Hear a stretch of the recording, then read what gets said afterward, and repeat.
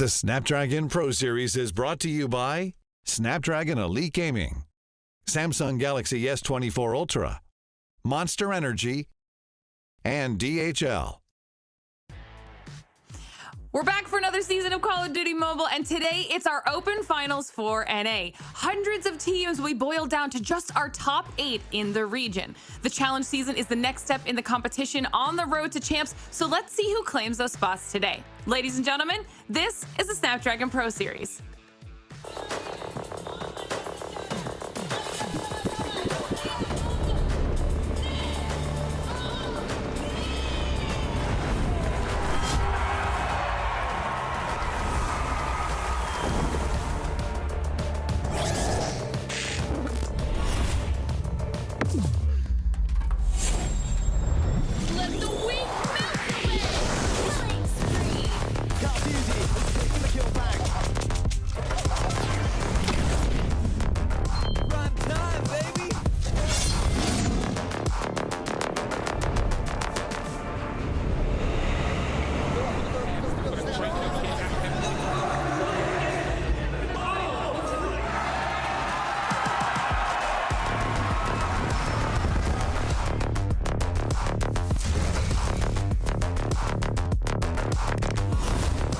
Looks like the players are ready.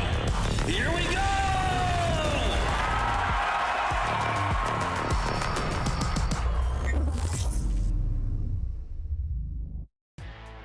Hello everyone and welcome to the Snapdragon Pro Series. My name is Glitter Explosion and I'll be your hostess today. We dive into another season of Call of Duty Mobile, but this time it will be for North America as our Open Finals finishes today. It's been going on. It's not kicking off. It's finishing here, but we're going to be watching those last 16 teams try and claim their spots into our challenge season, as that will be kicking off over the summer. We've also got Infinity and Ton joining us here for all things NA. Brody, another region. Are you excited to see what NA brings to the table now? Absolutely. North America is going to be really interesting this season. We've got the addition of Mexico to talk about this season, so I'm kind of excited to see what this new look, this new replenished North America actually is going to look like. And Ton, it's great to have you back here with us again for another season this time around. We're diving into the next challenge season. We've got EU going on already in the background, and NA is the one that really always brings the competition to another level. Yeah, and even more so now, obviously, with the two regions kind of mixing in there together, with Mexico jumping into that side of things, it's going to make things just that little bit harder, I think, for everybody across the board. So same amount of spots, but a lot more competition for them. Absolutely, and everything's just kicking off here today, so if you want to follow along with everything we've got going on with NA or any of our other regions for Call of Duty Mobile, just follow us on social media. We have X, Insta, and Facebook, and you can head on over there to get your updates for all Snapdragon Pro Series things related, and then you won't miss a single second of what we've got going on, as well as joining our Discord at discord.gg/Snapdragon Pro Series. You can join our community, talk all things Call of Duty Mobile, and of course continue to get those updates. But a new region, a new challenge season means a new refresher on how all of this works. So if any of you at home are just joining us here for the first time and you don't know what we've got going on, this is our Open Finals, and we'll take a look at our general format for the competition here so we can break it down just a little bit more for you. Brody, talk us through this.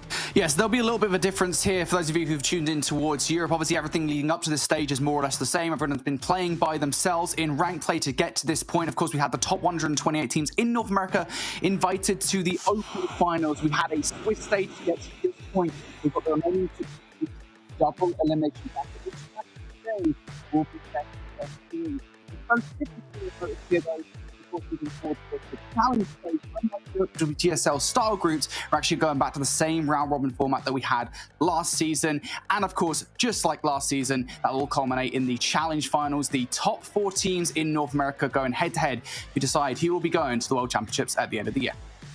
So, of course, if you guys have been here with us for previous seasons, you should be familiar with all of this. And one other thing that's coming back as well is our prize pool. The Open Finals is the first point of the competition where the money starts kicking in here, Ton. So it's always nice to go home with a little bit of something in your pocket. Yeah, and everybody involved today obviously already guaranteeing themselves that $150, but all the way up to $500 for those top 4 placements as far as you want to get. Of course, just trying to get yourself into the challenge finals is really what everyone's about here, but the cash on the line as well just makes it that little bit sweeter, Lauren.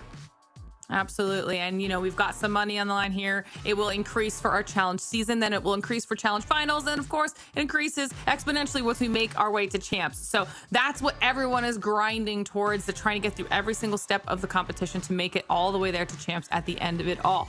But in order to do that, they have to get through today. So we'll take a look at the schedule and see what we've got going on. And I'll also explain how all of this is going to work, because as you saw, we have 16 teams that will be playing here today, which means we will have 8 total matches. You'll be seeing 4 of those here on the broadcast. Our first match of the day will be between Tribe Gaming and Pollos Locos. That will be our upper bracket round 1.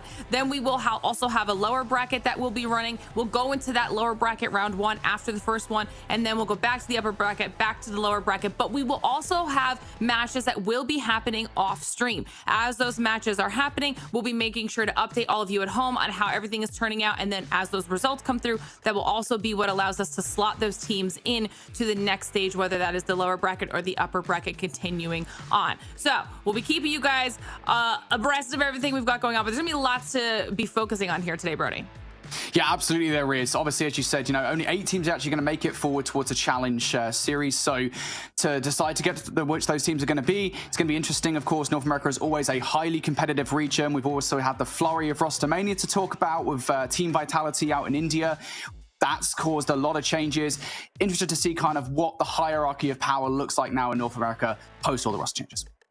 Yeah, lots to talk about here. We'll dive into all of that in just a second. Before we get into our first match of the day, guys, let us know your thoughts about the Snapdragon Pro Series. Tell us what you love, areas you think that we can improve. You can just scan the QR code up on the screen and take a survey. And if you do that, you'll be entered in to win a $100 gift card simply by participating in that and giving us your thoughts on what we've got going on here all summer long. We'd really appreciate it if you could do that. But we mentioned it, we saw it on the schedule. Match number 1 right around the corner. Let's start talking about these 2 teams. Obviously, Tribe is a name that everybody at home should be very familiar with, going up against Pollos Locos. I mean, this is gonna be, you know what, Brody, break Tribe down, okay? There's lots to talk about here.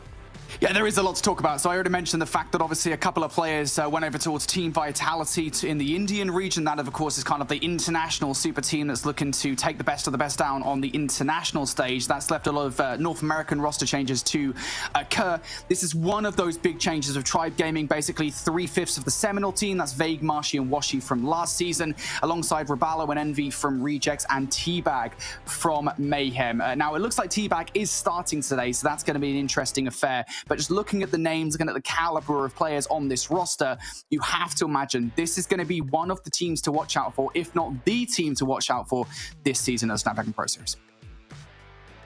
We were wondering if we would get a super team eventually here, Ton, and it looks like that's exactly what Tribe Gaming is going for this time around. So it's going to be a rough road when we look at the other side there for Pollos Locos. Yeah, 100%. I think at the same time, though, as what Brody said, they have kind of pieced together what was left to a certain degree, but these guys are still going to be very, very dangerous. Looking over the other side, though, Lauren, here, I mean, look, for coming through as a Mexican team for Pollos Locos into this now NA region. Let's see how they do. Look, I'd really like to be surprised, but could you have a tougher start than going up against this Tribe roster? The answer to that question is absolutely not. You could not. And one thing to know for everybody at home as well is that this is that upper bracket match like we were talking about. So whoever does lose this match will fall down into the lower bracket and still have another opportunity to continue on in the competition. So in the event that Pollos Locos do go down, or even Tribe, depending on how this goes, it's still up in the air. We don't know how things are going to play out yet. That team will continue on and potentially still make their way through to the challenge season. So like we said, anything that happens off stream, we'll keep you guys on top of, so that way you'll be filled in on everything as it's playing out. Because I have a feeling that today is gonna give us some interesting results when we get into the thick of it. We'll pull up our map picks as the next step in this whole process to see what is coming through, and you'll see a little bit of something different from what we're used to when they do come up, because it's going to be 3 versus 5. Brody, we're just going to keep reminding people these are best of 3s. I'm disappointed, I'm not going to lie. I was fully expecting a Hackney Yard straight in North America. I was fully expecting Ton to be like, Hackney Yard, here we go, excitement time. No, it's just going to be the standard Summit affair on map number 1. Express and map number 2, we're going to see all those train kills. Andy's not here for it, so that's fun. But anyway, we do get one new map in this series, which is the Seaside Control. And that is always interesting because I'm kind of intrigued to see whether or not we see those spawn traps being put together by these teams already. Yeah, I did just want to kind of jump in and just make sure that I wasn't going to be that excited for Hackney Yard. I still have solid nightmares from a few years ago. But look, I mean, I'm happy to be taken into a different realm of positivity when it does come around. But look, Seaside coming in there as well for me, as obviously as somebody who's been a massive fan of Call of Duty for many, many years. It's nice to see that one in there. This is, again, the thing I love about COD Mobile. Every single time I come on, I'm like, look at these old maps that we get in that we had so much fun on. We get to have more fun on again. But yeah, very sort of standard across the board, though. Some are very fast and furious when we're coming into that one. Express can play obviously a little bit differently, whichever which way you want to go on the sites. And as you mentioned, Seaside Control should be very interesting as well. Yeah, final reminder for new things for everybody at home as well. We have 3 new maps added into the map pool. We've got Hackney Yard for our Hardpoint, Kurahana Metropolis for our S&D, and that Seaside Control that you saw getting picked here. So not only that, we've got some map mode combos that were kind of swapped around from what you would have seen if you were with us here last season as well. And I'm sure if it comes up, the boys will break all of that down for you at home. But there's just things that everybody needs to be aware of before we head into match number 1, because match number 1 should be about ready to get underway. Everyone in chat at home, let us know your thoughts on who you think is taking home the first match of Open Finals, because it is time to kick things off. So Birdie, Ton, let's get into it. All right, just about ready to go in with this day of Snapdragon Pro Series. Look, I mean, we kind of expect this Tribe Gaming roster to be the creme de la creme of North American talent here in COD Mobile, right? It's going to be interesting, though, because we talk about kind of Mexico coming in here as the region, right? How are they going to shake up things in North America? We're going to get a look at that right out the gate. Yeah, really good litmus test to kind of see how some of the better teams, obviously from the American side, are going to actually come into this North American region. Look, we were kind of talking about it off broadcast, though, to a certain degree, what this kind of effect will have on the entirety of the season. It should make it harder, right? You add more quality players in the roster. Okay, we've lost a couple, admittedly, but you add more quality teams, more quality players into this pool of already pretty high talent. Then all of a sudden, every game becomes that little bit more difficult, which should, I mean, I say the same quite a lot, you know, a rising tide raises all ships. If everybody is having tougher games, everyone should benefit on the international stage as well. But yeah, it's nice to see the regions kind of amalgamated together. Should make some really good competition heading forward.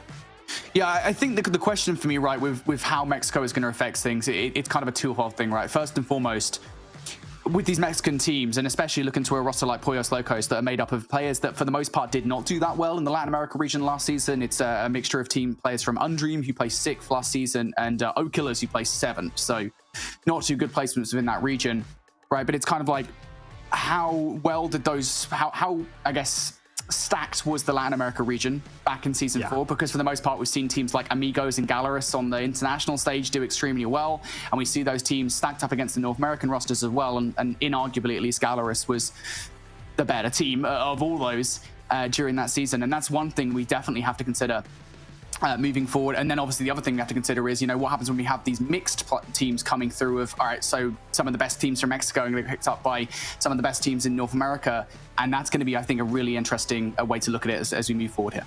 Yeah, it's another dynamic, isn't it? You know, it gives you another option of pool of players when you're going up against them. You're like, God, that guy is shooting straight. Now, all of a sudden, that you know, these people kind of come into conversation. There is more talent to kind of observe from a player perspective, from our perspective as well. It just makes things more interesting across the board. Hopefully, we're jumping into the game to get a first-hand example of it. But I think you're right in what we've kind of said across the board here. Tribe should be coming into this as heavy favorites. They will be heavy favorites as we head into our first game. First couple of games as well is going to be a real sort of test of where we're at for some of these sort of teams. But as we get into the thick of it, as Lauren mentioned, third and fourth game is where things get really, really interesting. That's last chance saloon for a lot of these teams. You really need to get the job done as soon as you possibly can. That's the beauty with double elimination, though. You do have those 2 chances to lose, or at least 1. So let's see how it is going to go down for some of these teams. But look, I would be sick to my stomach if I made it this far and didn't just win the 2 games that's needed along the line to get in that top 8, right? I think you can lose 1, win 2, and you're still through. So yeah, this is the nitty gritty now. This is where you need to make sure you are performing at your best. Yeah, it's one of those weird things, right? You know, the double elimination effect is always like, hey, look, you have a nice little kind of safety net, right? You lose your first game, you've got another chance. But when you're in these kind of circumstances, you're actually playing in the brackets and you see the caliber of teams ahead of you, it actually can be quite more difficult than it first seems to actually qualify for these things, especially considering sometimes the luck of the draw, the teams that you get. We've seen that over in the European region as well, right? With certain teams that maybe just had a really rough run. I think RM were one of those teams that didn't make it back into the Snapdragon Pro Series because of the bad run that they had, because of the hard teams that they had going up against in the qualifier. You know, sometimes you do just get a really bad run, and I think for Pollos Locos in particular, facing Tribe first is a difficult draw. It means you probably don't have to face them again, though, right? I mean, look, you would like to think so. So I think, though, for them as well, you can kind of lean on getting a little bit of experience going up against these top teams. Losing is always learning. That's kind of the best way you can sort of look at it. And again, this is us going in the presumption that they are going to lose. I mean, I would love to sell the dream. I think it's a little bit more difficult in this scenario. I'm not that good of a salesman, unfortunately. So yeah, for Los Pollos, it is a little bit of a tough one here coming into the first game, but it does give us an idea of where Tribe are sitting at as well. See how seriously they are going to be taking this very first game. They have to. They can't underestimate anybody here. You have to be careful when you come in these tournaments. You're in a double elimination. You cannot mess around. So we'll be finding out how it is going to go down. I'm interested to see Summit again. How many years ago was Black Ops 4? Black Ops 4, 2018, mate. Or 2019, technically, was the last time we played it. It's a long time ago, mate. Long time ago. Honestly, 6 months is a long time in Call of Duty. Never mind, nearly 6 years. Yeah, it'll be interesting to see how Seaside goes down between these teams. It's always was a big favorite of mine. Just enjoyed Black Ops 4 in general, actually. I don't think I'm actually in the minority there either. I think that was a good game. It was a relatively well enjoyed one. So yeah, it'll be interesting to get back into these sort of things as well when we do jump into the game. But we do have some very typical maps in the first two coming through anyway, so we will get a good baseline of where everybody's kind of at, you know, have these new maps kind of come through. Will we even get to see it, Brody? Our predictions say probably not. Probably not. Well, look, we are going to have to wait a little bit longer to see it, because we're going to go to a very quick break while we sort some technical issues out. On the other side, hopefully we get to see Tribe Gaming go head-to-head with Pollos Locos. Trust me, you guys do not want to miss it. First look at one of the North American super teams going up against one of the Mexican powerhouses coming into North America. See you on the other side of the break for it.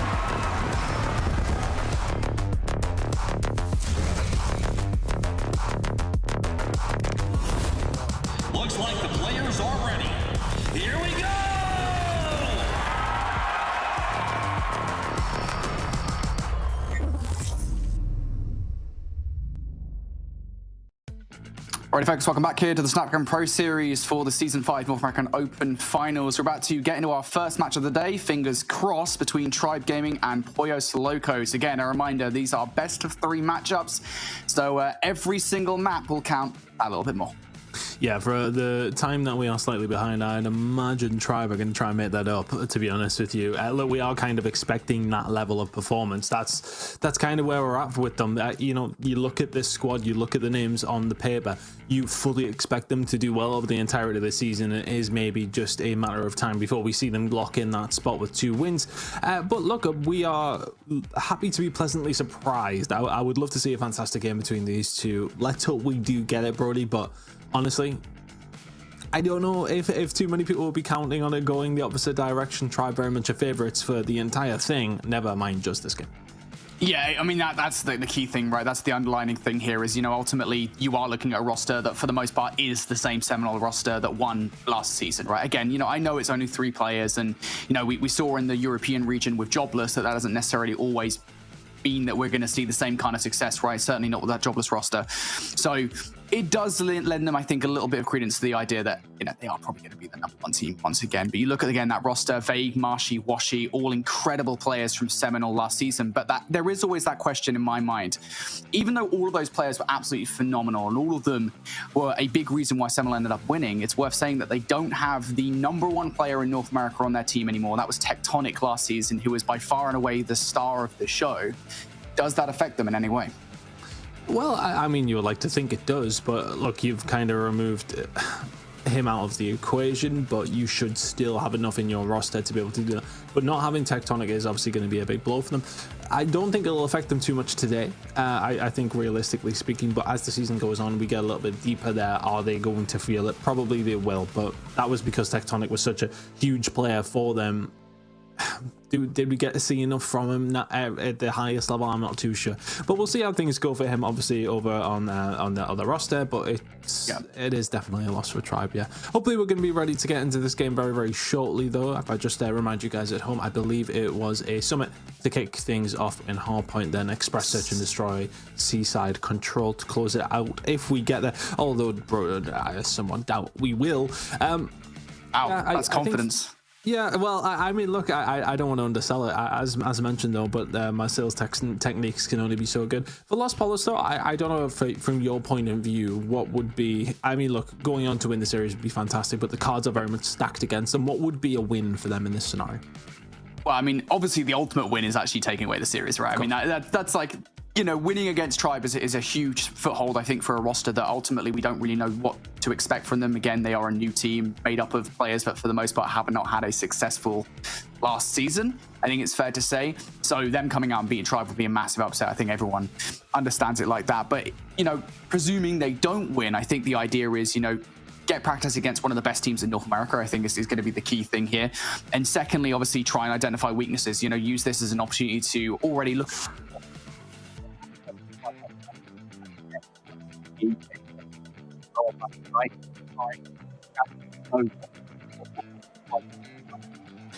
Right, you know, what on these maps are they going to look like? What kind of strategies are they going to pull out? Now, I know it's early doors, so the strategies probably aren't quite as solid as you would like, as they will be as we get into the challenge season. But still, there are serious learning opportunities here, I think, for any team placing Tribe. I don't know. I feel as if sometimes in COD Mobile, I don't see a whole load of strategies from some teams. On Control, yeah, not on Control. Again, I will beat that drum all season long. If you haven't been studying, Chris will get annoyed. But I don't think that's going to be the case in this series, because I don't think we're going to get to see it.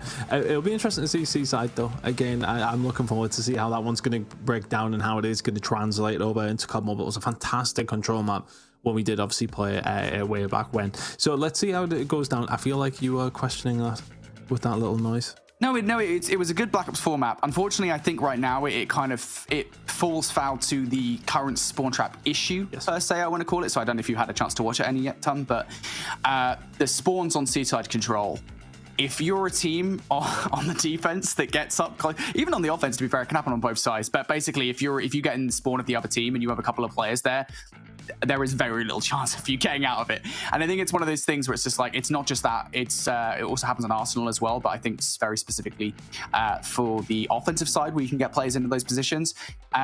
It's not a problem with Raid, so I think a lot of teams are still kind of getting used to the idea that, hey, our primary purpose during these matches is not get spawn trapped.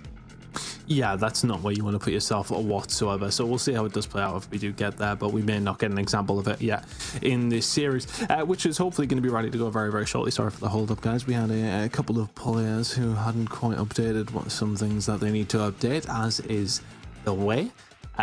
Never understood it. Never understood. Not just, being prepared, Brody. I feel like you're prepared. Am I as prepared as I would like to be? Well, okay, maybe not, but at the same time, I think these players as well, you've got to get everything downloaded. I was here an hour and a half beforehand downloading programs to get sorted out and get the broadcast ready to go. They're not bringing their end of the bargain up here, Brody. I know, it's crazy. It's crazy. Honestly, mate, these players sometimes... I've casted COD for many years, mate, and the amount of times players have torched time is crazy. Honestly, it's always the casters, by the way. Is that a thing in COD Mobile? Casters start the game? If it's not, it should be a thing. Yeah, I constantly do berate my co-casters for not pressing the button to start the game. It's crazy. I do think you guys really do need to lock in on that if you can. But hopefully we will be ready to go very, very shortly. For these teams though as well, I mean, that's another thing that we can bring up from last season that I will quite happily bring up constantly. Make sure you're charging your phones at the same time. Is it maybe just a little bit uncomfortable for some of them though, in the position of where the charger is? That could be it. And if that is the case, then fair enough. But the charging of the phones last season, I swear you've wasted hours of my life when we were waiting for these things to start, just purely because their phones weren't charged. I am guilty of that, I want to say, in my everyday life. But same, dude, same. Mine to play video games on a competitive level, so we need to lock in on that this season if we can. Improving always, that has to be the vibe. Yes. Yeah, I know, honestly, mate, every time I wake up in the morning, I'm just like, I forgot to put my phone on charge last night. So bad. And my phone's like 5 years old at this point as well, so the battery is like, it's dead. It's well in the ditch, mate. So we're just waiting for the game to get underway, folks. Again, we want to get in the game as quickly as you do. Trust me. We want to see this. I can't wait any longer. However, we're going to have to wait a little bit longer because we are going to go to another break. I'm going to make a promise. I'm going to make a personal promise that on the other side of this break, we're going to have Tribe versus Pollos Locos, or we're going to have one of these teams EQ'd. I don't know what's going to happen. We're going to have something after the break.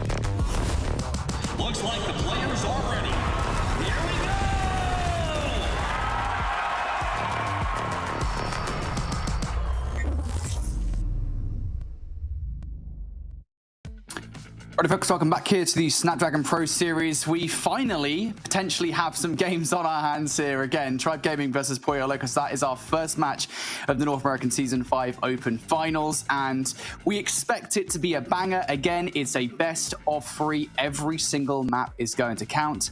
I cannot wait for a plethora of reasons to get into this first map.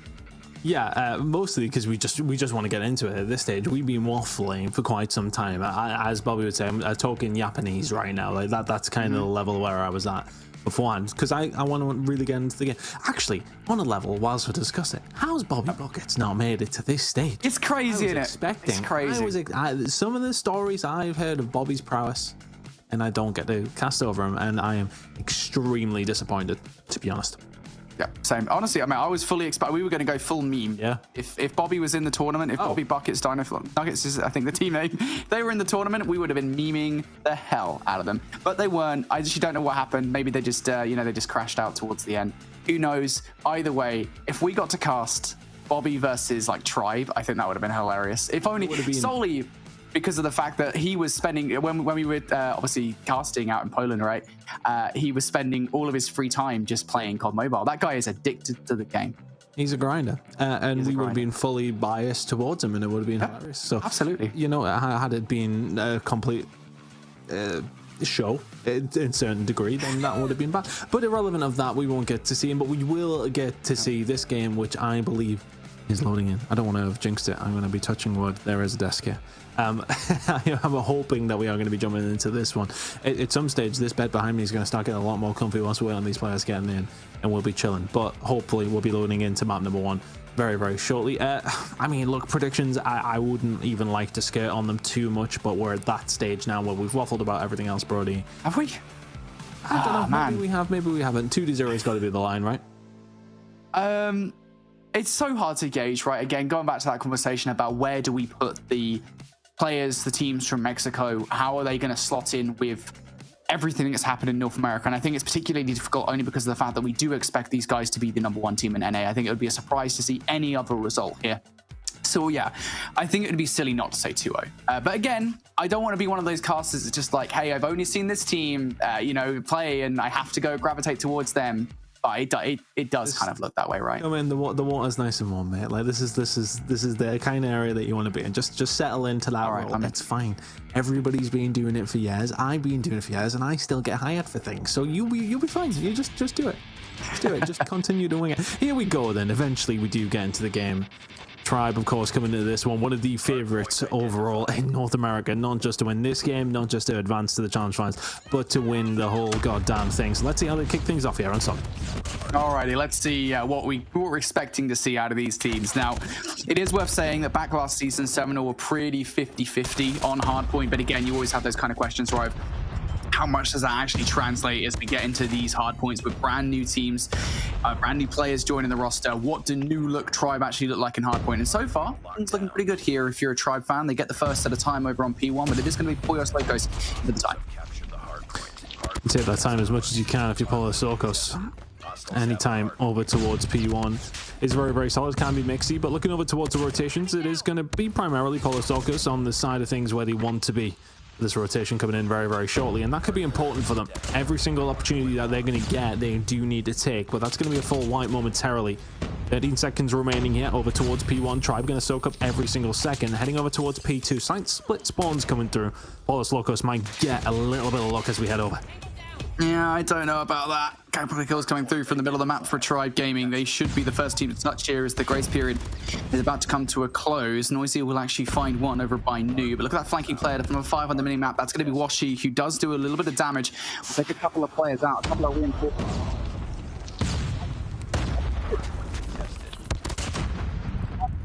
Not for long, Bag and Teabag will combine for 3. Somehow Noisy is still alive in that ensemble of kills that we just saw. Finally, they will go down, and finally Tribe do get a foothold of the hard point. But I tell you what, Noisy actually kept Tribe out of the hill for a pretty long time there. Envy already with 11 kills to his name does not bode well for Pollo Locos. Fantastic start from Tribe, and they're soaking up every single second. First time that we've really seen Legacy in the kill feed. He will find 2. It can be very mixy over towards the railings, but this is an important kill as well if they can find it over towards the back side. I think it's going to be Fabuloso. Yeah, he's going to be dealt with. Perfect transition coming in from Tribe. They may well give up this final 15 here, Brody, but in prime position to soak up another 60 coming over towards P3 and shortly. Yeah, and the aim of the game as we go over towards this hill is for Puyos Locos to get players around the outer edge of this hill. Do not try to brute force your way through the front. It can work out sometimes, but you're already starting to see the snowball effect coming through for Tribe Gaming. You're already starting to see them earn some of those operators. There are 4 on side, one of which did just come out for Vague and didn't last that long, but another of which is in the hands of Rabalo right now and is doing a stellar job of keeping Puyos Locos out of this hill. And I said it, Ton, we're going to see Puyos Locos push out the outer side of this hard point. They want to try and flip out the hill. That is what they're attempting to do, but so far they're not being very successful in that. Yeah, unfortunately for them, they have just been beaten to the punch when it does come down to getting a hold of everything you really need to get this rotation coming in. You can see especially it's just been used across the board. Washi finds 3, 4 in the kill feed, and this is just so simple for them at this moment in time. Rotation's going to start coming through over towards P4 if you Puyos Locos. You lick your wounds, you walk away with your tail between your legs, you set up and you pray to God that you can just hold on for a full 60 here. That's the difference though. You look at it, it's early in the game, you get a full 60 here, you're right back into it. But MSL's now coming in though on the transition. Perfect opportunity for Tribe to maybe try and find a break back. Yeah, they've already forced one spawn out coming through. That's Fabuloso spawning in Narnia as far as this hill is concerned. Now a couple of players isolated towards the hill. Envy with the claw removes one of them. Just one more to deal with. Vague will pick up that kill. And yeah, I mean, you're absolutely right to exclaim it like that, Ton. That is a very quick break. And that's the problem, right? When you give a team a lot of momentum early on, you give them all utility. They are going to use it to try and break what you have. And they did just that there. But one more hit coming through from Puyos Locos here. Noisy and Fabuloso will pick up a couple of kills. Big kill around the backline for Noisy to get. And Fabuloso is going to invest the War Machine to get it done. So Puyos Locos will break back through. This is an important kill for them. Well, 3 kills will fall through for them. They got a little bit of control towards the outskirts of the map, but now the push is going to start coming through from the middle, so you have to be very, very careful here. You're kind of turtled up inside of the point, but Fixo towards the back in a prime position to do something about this. Envy will get cut down. Good job so far from Puyos Locos. 22 seconds remaining here. Not in too bad of a spot to hold this one down. Can find one more. Bit of a congestion towards the point, but it looks like they're just about going to clear this one out, Brody. Really good job from Puyos Locos. That's some good time on the board. Yeah, that's important. Making sure you get the last few seconds off the back of that hard point, even just some kind of modicum of time over Tribe, is integral to keeping yourselves at least competitive in this game, because for the most part, that P1, that entire first set of rotations from Tribe, well, it was most certainly in their favor. So whereas like this, want to be more competitive as we get towards the second set. This is the start you want to see. Of course, the Cheercom will be, I think it might be soon buffed, or might have been recently buffed, not too sure which one it is. It's still going to be a weapon that we're going to be seeing more of as we move forward into the rest of this Call of Duty Mobile season. You saw it in the hands of Noisy there and a couple of other players for Puyos Locos. It's going to contribute to a couple of kills. Not enough though. Vague comes through the R9. Washi and Rabalo will finish things off, and just as quickly as Puyos Locos, they get a nice little bit of touch on the hill. It doesn't stop at all. Yeah, things do be changing very, very quickly. I mean, just managed to find himself a Predator missile over towards the backside, over towards that rotation at P4. And it's just counted for absolutely nothing, because all of a sudden, War Machine's in. You're shutting everything you possibly can do down. But Legacy now with the Purifier. Here we go. Can you find the second? Not quite. Washi will eventually get traded through. The kill's just not going the right way at the right time here for Puyos Locos. You've got to find something out of this one. Legacy can do. But rotation over towards 2 now starting to come on through. Looking towards these squads and what kind of positioning we have from both teams. Not too bad of a spot for Puyos Locos, but when Envy's shooting like this, then it just becomes so much more difficult. Already has 28 kills to his name. It's just, what do you do? 28 kills for Envy, right? 26 for Rabalo. I mean, very often, I guess, as casters, we are guilty of just naming numbers, but I think in this particular instance, right, I mean, it's hard not to identify the players that are doing particularly well on Tribe, and are partially, I mean, the reason why they're ahead as far as they are right now. 60 points, like, it's a lead that Puyos Locos can bring down. They just have a good hold here, and that's, again, not the start they wanted. Not quite a caster curse, you have to feel, but I mean, it's just difficult at this point, isn't it? Puyos Locos just completely eviscerate from the hard point. They do find 3 though. Washi will have to try and find some kills here inside to try and keep hold of the kill, and will only be able to find 1. T-Bag's going to be forced to bring out the Sparrows. So at the very least here, Puyos Locos are forcing some operators out of Tribe. I mean, every single second is counting here.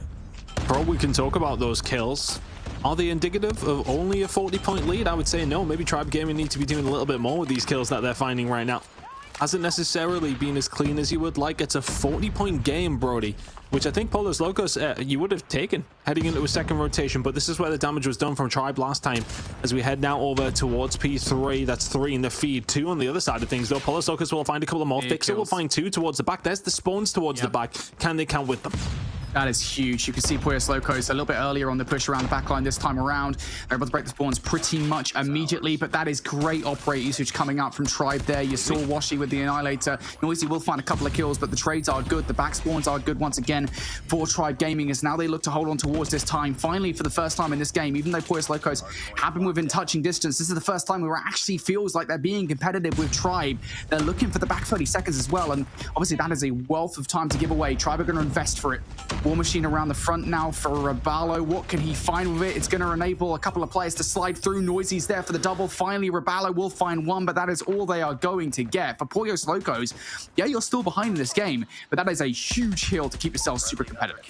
Yeah, it's a fantastic break, to be honest with you. Tribe hold on to that entirety, which is looking like what's going to happen. Based on that rotation that came over, this game's pretty much already done, whereas Polus Locos now have brought this back into a 25-point game.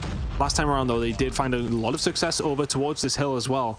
So can they do the same thing again? Noisy was influential last time around. Fabuloso will find 2. Envy will be able to find Noisy and another on top of it. There you go, shutting it down. But the spawns towards the back here for the side of Polus Locos. They're very, very close, but Tribe soaking the hill up. Last time around, they were so good at this. Again, now they've got Vague with the equalizers around the back line. Vague for 3. Envy's going to throw the Hunter Killer drone in towards the air as well. There's a couple of players still to be developed around the back line. That's Fabuloso, who does get shut down. For the most part, though, this is a Tribe Gaming kill feed. Polus Locos do have a couple of players still to test with inside the hard point. Envy will dispatch with both of those really quickly, and a couple of players trying to rebel around the hillside will also be shut down. For the most part, Tribe are doing what they need to do to take every single second away from this hill, and the lead that Polus Locos had built, well, I think it's slowly starting to slip away. Just brute force finding their way through. Fabuloso trying to stay alive over towards the top side. He can find 2 from the catwalk side of the map, but the problem is here is that the deficit has grown. It's not that bad, but Polus Locos get very, very little from that previous hill heading into P1, which is where Tribe Gaming have actually started to excel, reveling in the chaos, so to speak. 20 points to go for Tribe, and just trying to shut it down here as soon as they can. Sparrow out, zoning away as quickly as he possibly can. Fabuloso can bring one back. 10 seconds away for Tribe, though. They're walking away with this game. Couple of last efforts here. It's individual efforts from Polus Locos. Used will pick up Vague at least, so an opportunity here for Polus Locos to just touch. 6 seconds left. They have to be perfect from this moment onwards, and there is a lot of utility, a lot of options for Tribe to break this hill. Washi up top finds one of those kills required. There's still a little bit of resistance towards the hard point. Envy and Washi do pick up a couple of kills. Now it is just going to be Fixo. Pre-fire from Envy goes awry. Can Vague potentially be the player to shut this one down? No. Polus Locos continue to hold on. They're being feisty, finding kills and being tough to beat. In all honesty, whichever way this one goes, this has not been too bad of a performance from Polus Locos whatsoever. Washi starting to find a little bit of form, though. Finds 2 inside of the point. 6 seconds to go before we do head over towards P2, so they have made it last. Can you find the break at the right time here, though? And can you manage to hold something down? Washi and Co gonna have to fight in from the back foot to a certain degree. Kills starting to fall on through, though, and Tribe getting the point. And Tribe will find map number 1. Not throughout without any adversity, but they get the job done, and nonetheless 1-0 to Tribe. But Polus Locos there, that for me was better than I did expect. There was definitely moments there for them, Brody, when they got a hold of points. They were making sure they found those valuable moments, and especially with some of the breaks that came through as well. Not a bad showing whatsoever, but Tribe ultimately will lead 1-0. Yeah, I think it's fair to say that Tribe won that game off the first set of rotations. I think that's the best way we can go about that, because I think in the second set, Polus Locos were significantly more competitive. I think especially looking towards what was that P2 break, or P3 break, excuse me, from them, where they actually managed to break in for a solid 30 to 40 seconds of time. And that was a huge improvement over what we saw in the first set, right, where they were just unable to make the decision early enough to try and break those rotations early enough. But I think, again, it's just one of those classic stories of too little, too late, because the damage was done at the end of the first set, where Tribe Gaming had built a lead that wasn't quite insurmountable, but I think it was very difficult to try and come back from. And again, I think you mentioned it in the middle of the game, right? It's just so annoying when you're going up against players that are dropping, I think we're going to look at the stats here in a minute, and probably over 35 kills would be my guess, is where they finish, if not hitting 40. it's so difficult to do anything about that when you've got players on the other side doing those kind of storylines. Yeah, of course. I think that is a difficulty, as you can look over towards it. NB48. There you go. But at the same time, if I am going to play devil's advocate here, I think for Tribe, you maybe have to make that little cleaner in terms of how you go with kills. Look, again, at the same time, and I want to give all respect over to Polos Locos here as well, but our Tribe taking this as serious as they possibly could, that's a question mark you can bring into the equation. But for all those kills, for the Outslayer is what I mean, we're talking into the 20s, I would say, based on what we said. Yeah, I mean, easily, Legacy went 22 and 43 deaths. Yep. And you still only, won by 60 or so? It's, I don't know. I would have maybe expected something a little bit more convincing from Tribe based on that slaying side of things, at least anyway. Yeah, it's one of those conversations, right? And we always have it, right? When it comes down to matches like this, it's okay to get away with those kind of things, right? When you come up against the big boys, right? And this is something that North America has to work on. It's part of our overall arching storyline, not just for this season, but as we lead up to the World Championships later in this October, is North America going to be number one again, right? Because they arguably haven't been for a long time. The Chinese teams, looking at Wolves and Q9, they've been looking really good recently, and Indian rosters as well. I mean, they've started to get better. We look at Godlike back in 2023, and specifically, obviously, over towards LATAM as well. Galaris being a team that is one of these teams to beat. There's a lot of international teams now that I think have kind of usurped North America for the crown of the best teams in the world. And ultimately, you can't be doing that kind of stuff against the big boys. I know, obviously, we're putting that out there right now. And we're not necessarily saying they would do that. But again, it's something that we're going to keep on revisiting as we go through the season.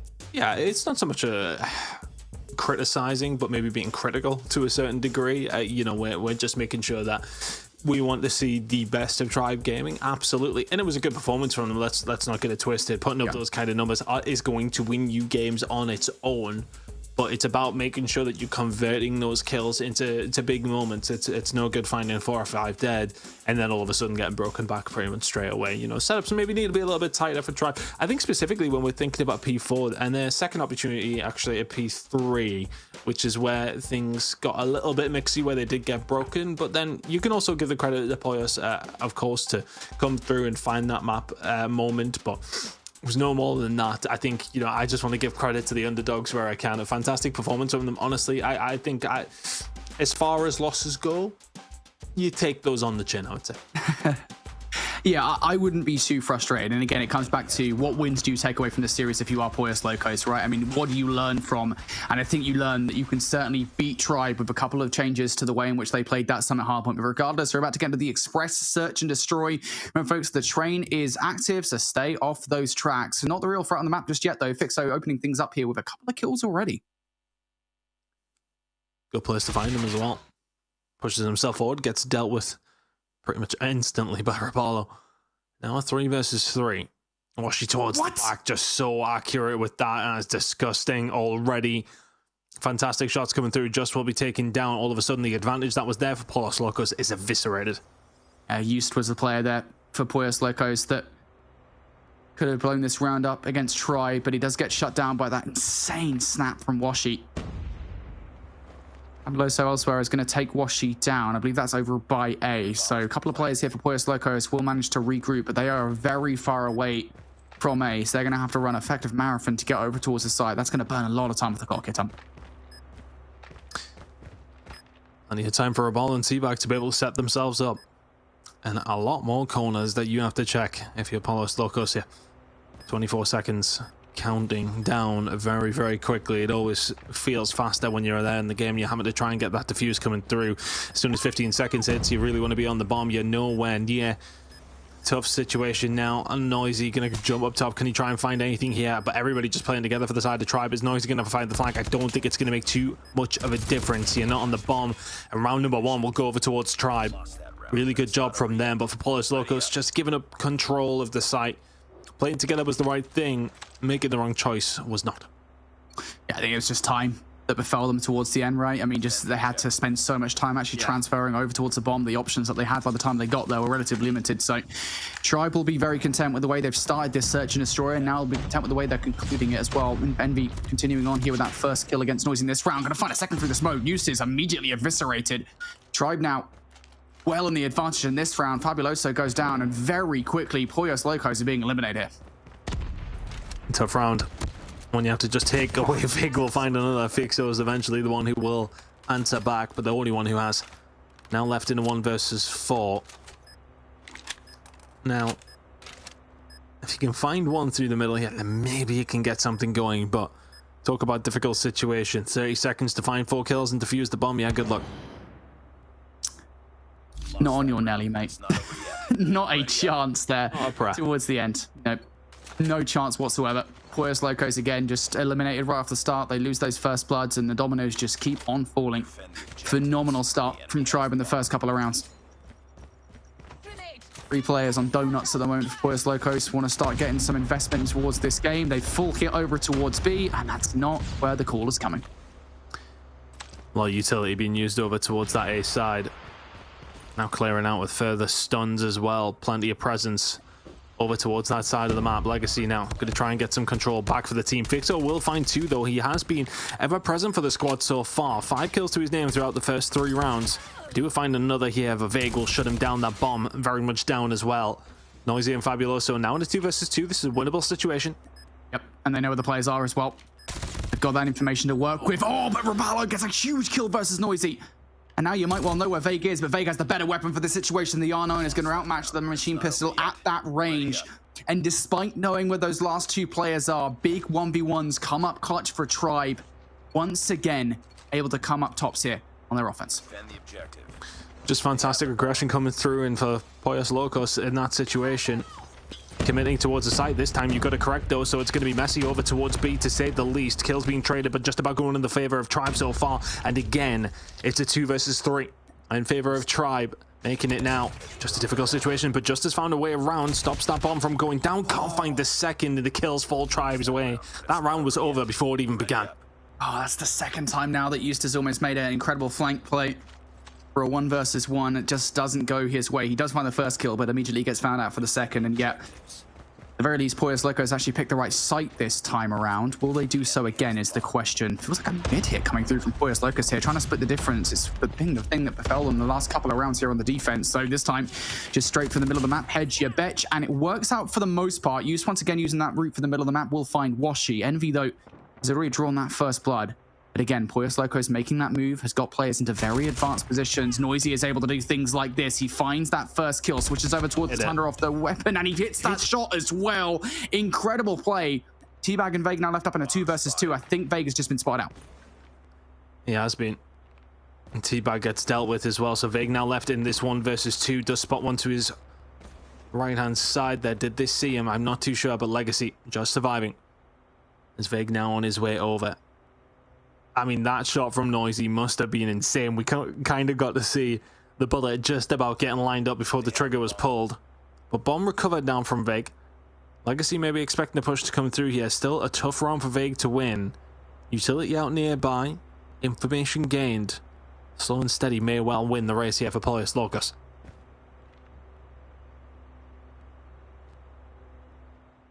His answer is to get that bomb down. The bomb has been planted.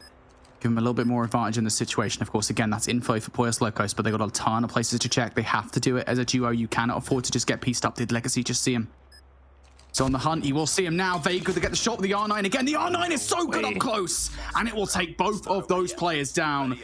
And that was a round where you have to feel with the success that they had early on, Pollos Locos will be very frustrated they didn't win. Oh, you find yourself 5-0 down now. Tough scenario. Trent's just going to slow you down ever so slightly on this defensive round as well. Never ideal.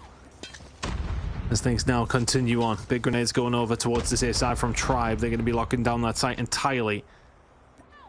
You can see though the setup here from Pollos Locos not too bad though. They do have presence. They do have something to slow it down, but how much can they actually do now? A bomb going down. Vig will find another and just continues his reign of terror. Let's see if the retake can happen for Pollos Locos.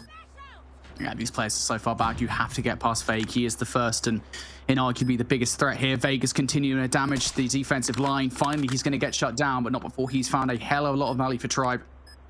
Information too. They know where the vast majority of this push is coming from. Over the top, Fixo goes to send Raballo away from lockers. Now the double hit from Legacy and Fixo. What value can they find? Legacy can't find anything. Fixo only finds one. And now Fabuloso has to penetrate a site with only 10 seconds left on the clock. That is just simply not enough time. Tribe go flawless on their offense. Just brilliant play from them, working together every single time. It doesn't feel as if anybody's really playing that island play. They just know exactly what to do on these executions over towards the site. Now, do they know what to do on the defensive side? You would like to think so. Fabuloso trying to find a pick that will just not come over towards B. Grenade over towards him, ain't gonna do much, but Teabag will already find a kill on the Legacy. It's a 5v4 in favor of Tribe. Exactly the start that Tribe wanted here to their defense. Does get traded out though. Envy tries to reach this too deeply in towards the B site, and Fabuloso will punish. So options now starting to present themselves for Poyos Locos. We got the bomb. Fixo will pick up the bomb. So push over towards A is still probably the desirable play here for Poyos Locos, but Tribe's still trying to feel things out. And I'm a bit concerned here with how uncertain Poyos Locos are playing this. They might end up outplaying themselves. Yep, Fabuloso going to go down here. All of these players isolated. Used at the very lowest will find Raballo here. So a potential path over towards B if they want to take it. And Fixo might just be about to get godlike timing on towards Vague. Yep, pun fully intended. See you later, Vague. Was she holding it down though, and all of a sudden what was around that, the advantage was there for Fixo as he gets the bomb down. He's dead to rights. Didn't get the plant off in the end, and that's a 7-0 for Tribe. Dominant throughout, of course, map number 1. A little bit of a task to get done, but map number 2, absolutely not in that same vein. A flawless 7-0. Tribe again very much showing their class there on Express. It's a minor thing. I don't know why I didn't get the bomb down in that final round. It's a small thing. No need to ego challenge. I know you obviously want to trade things out and bring it out to a 1v1 versus 1, but those are the kind of things that when you get down to the Snapdragon Pro Series, when you get to challenge season, those are the kind of things that can split the difference between the best and the rest. Tiny thing. Ultimately, it wasn't the thing that lost them that search and destroy. It was allowing Tribe onto the bomb site one too many times, and I think not really adapting to the way in which Tribe are playing those offenses for the first 6 rounds, because it's worth saying that so much of them were just either they had those butting heads over towards B. That happened a couple of times, but for the most part, the pushes over towards A were pretty much the same setup every single time, which is, hey, we've got a really good R9 player in Vague. We're just going to push him all the way forward on towards the site, and you guys are getting nowhere near, and I don't think we ever saw any real adaptations to that strategy. I mean, you guys mentioned it heading into that first match. A super team has been made in Tribe, which means that the bar is going to be very high for them as far as our expectations goes. Then it just kind of falls on them to really meet that bar. And right out the gate, a 2-0 for Tribe is going to set them up well for how they will be competing against a lot of the other teams when it comes to our challenge season. But like we mentioned before, Poyos Locos is not out yet. They'll just drop down to that lower bracket, still have an opportunity to continue on in the competition depending on, you know, how their matches go against who they face off against next. And I know it took us a little time to get into that match, which means we probably should have some other results from some of the other matches as well, which should get you guys when we come back from the other side of the break that we'll be taking here shortly. But either way, we will have made a decent dent in our matchups here so far, and then we'll be able to figure out who's going to be heading into the next one. If you remember the schedule, the next match of the day was going to be our lower bracket round 1, and those teams will have been seeded based off of their performance so far in the Open Finals. So that'll be another one for us to look forward to when we get to that point. But you guys did great here on match number 1. Crushed it. We'll give you a little bit of a break. As I say that, a lovely production team pulling up exactly what we are looking for to find out who's going to be in the next match. It's going to be Ultra versus, is it Kaya Nation, Brody? Kia Nation? Kaya? I don't know what you're asking me. I don't know. I actually don't know. We're going to call him Kaya. The know-all. Oh, wow. I mean, I'll take that. Thank you, Lauren. I appreciate that. Yeah, I'm going to go for Kaya, and if we're wrong, Twitch, YouTube chat will tell us. All right. Well, that's what we're going to be looking forward to there. Ultra versus Kaya Nation, our first lower bracket matchup of the day. And then we'll continue moving our teams forward in this competition. Before we do that, though, it's time to take a short break. So don't go anywhere. You're watching the Snapdragon Pro Series. The Snapdragon Pro Series is brought to you by Snapdragon Elite Gaming, Samsung Galaxy S24 Ultra, Monster Energy, and DHL.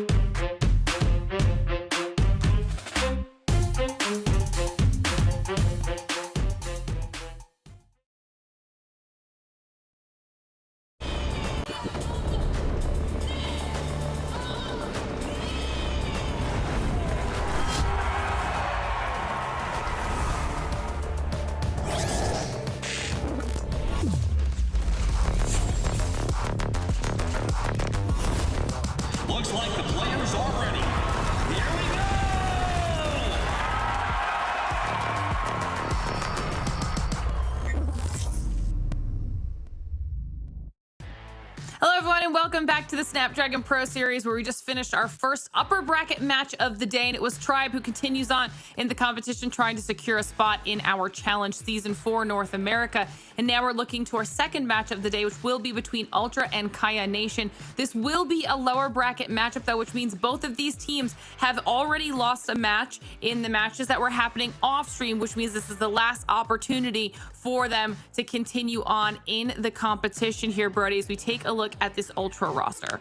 Yeah, I mean, look, it's like you said, right? These guys, they've already lost one match. It's always very difficult, right? Because you never know who you're going to get. And these guys did have to face a really difficult team. That is Rihan returning to competitive COD Mobile. That's Profix Esports. That's the team that they lost to. So difficult first match of the day. And again, we don't really know too much about this team. We don't really know what to expect from this Ultra roster. But, you know, we always kind of say with these situations, we never really want to say, oh, these guys are going to be out. They're going to be a terrible team, you know, yada, yada, yada. They could be a team that comes in, unknown players, shocks everyone, and takes some of the best teams down. So, you know, always those kind of situations that can happen. Yeah, absolutely. And that's one of the things that we talk about a lot in the SPS here, times we get a chance to see Kaya Nation's roster here, as well as the fact that, especially when we're in the open final stage of the competition, it is the era of everyone. This is that one opportunity people have to kind of make a name for themselves. Yeah, of course, it's about discovery. It's about sort of seeing where these teams are going to lie in the grand scheme of things, right? So for these guys, it may well be one of their first opportunities on a broadcast to show what you're about. Is there any standouts? Is the team themselves going to go on and do better? They're always going to have tough games when you do come into it. Both them losing 2-0 in fast series. So now you're coming into it, you can settle into the tournament just that little bit more. So for Kaya Nation or Ultra, how do you kind of read into this? Do you sort of say, oh, you know, look, we're in a really bad spot? Or do you say, right, okay, now we're kind of into that area where you're in the losers bracket, you're going to be going up against teams similar to yourselves, you get a bit of momentum here to then try and win your next game. You can't lose anymore. You've still got to win 2 from here if you do want to qualify.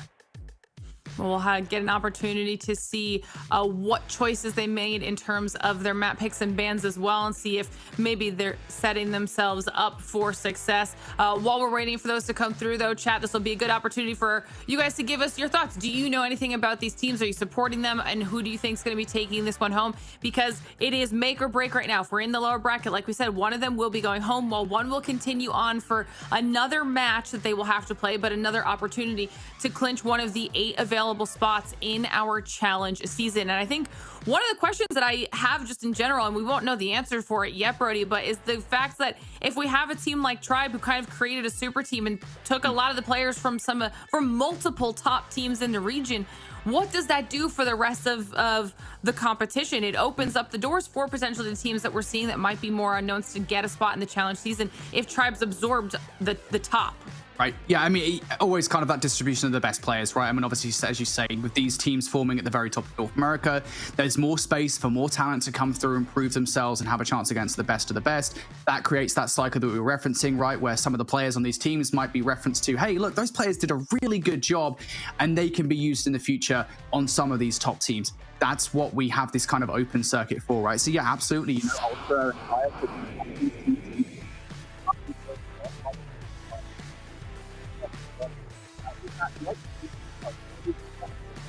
be of the system that we have here, we could see some real upsets. And obviously, again, the fact that we don't know anything about these teams isn't necessarily an indictment on them. It's just the fact that, hey, these guys might be really good and just haven't been noticed yet.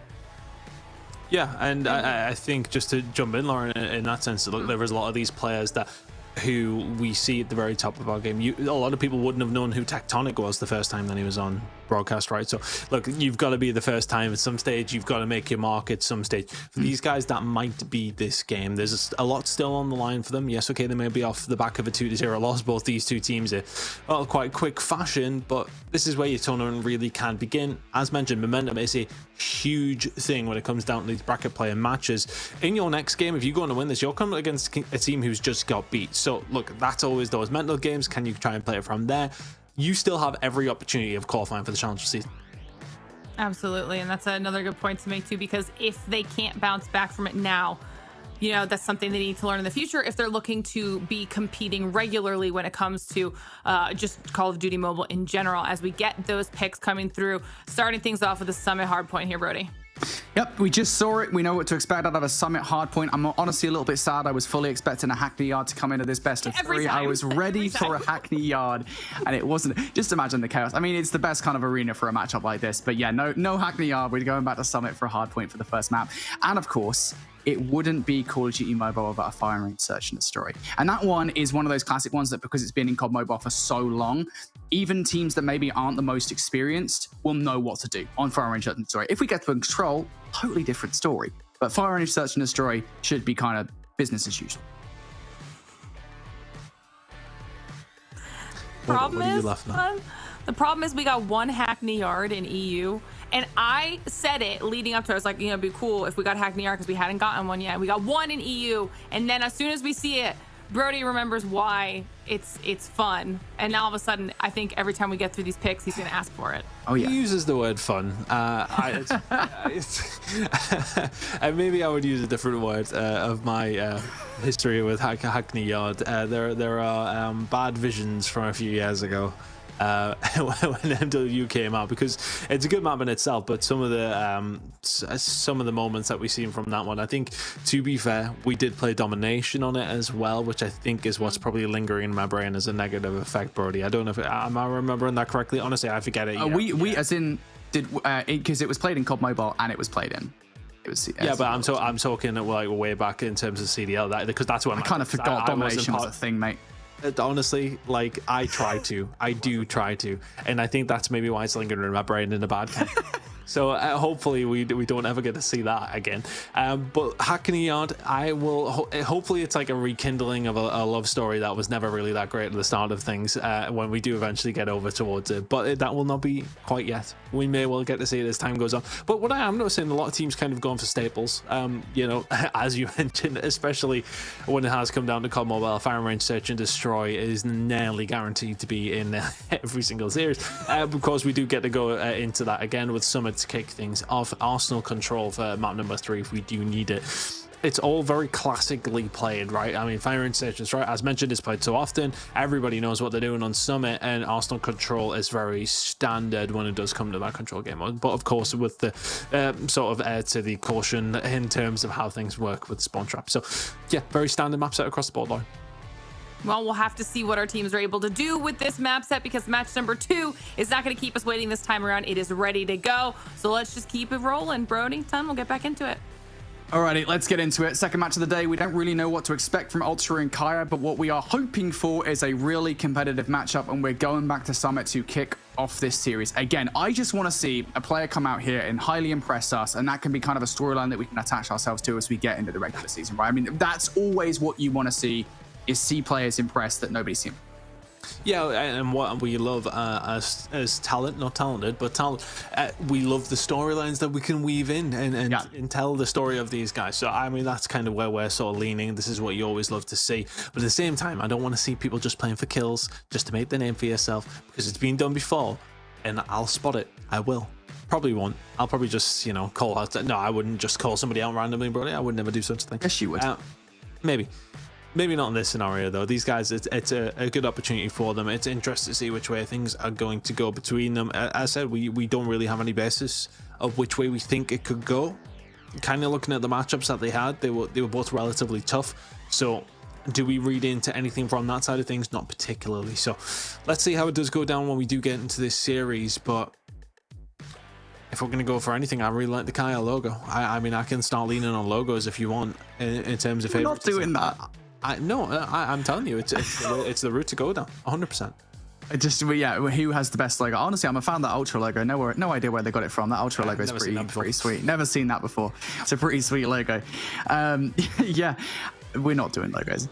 I'm intrigued to see what we get out of this matchup again, just because it's one of those situations where there's so many opportunities for players to get on top teams. I'm trying to think in the European region, because my brain has been pretty scrambled this week, all over the place. But I think there's even been, you know, very recent examples of teams over in Europe, right, picking up talent from maybe lower level teams. Here's the example I was going for, right? AFA from the European region, of course, who last season played on, like, I'd argue, like a mid-table team, right? Didn't have that much success.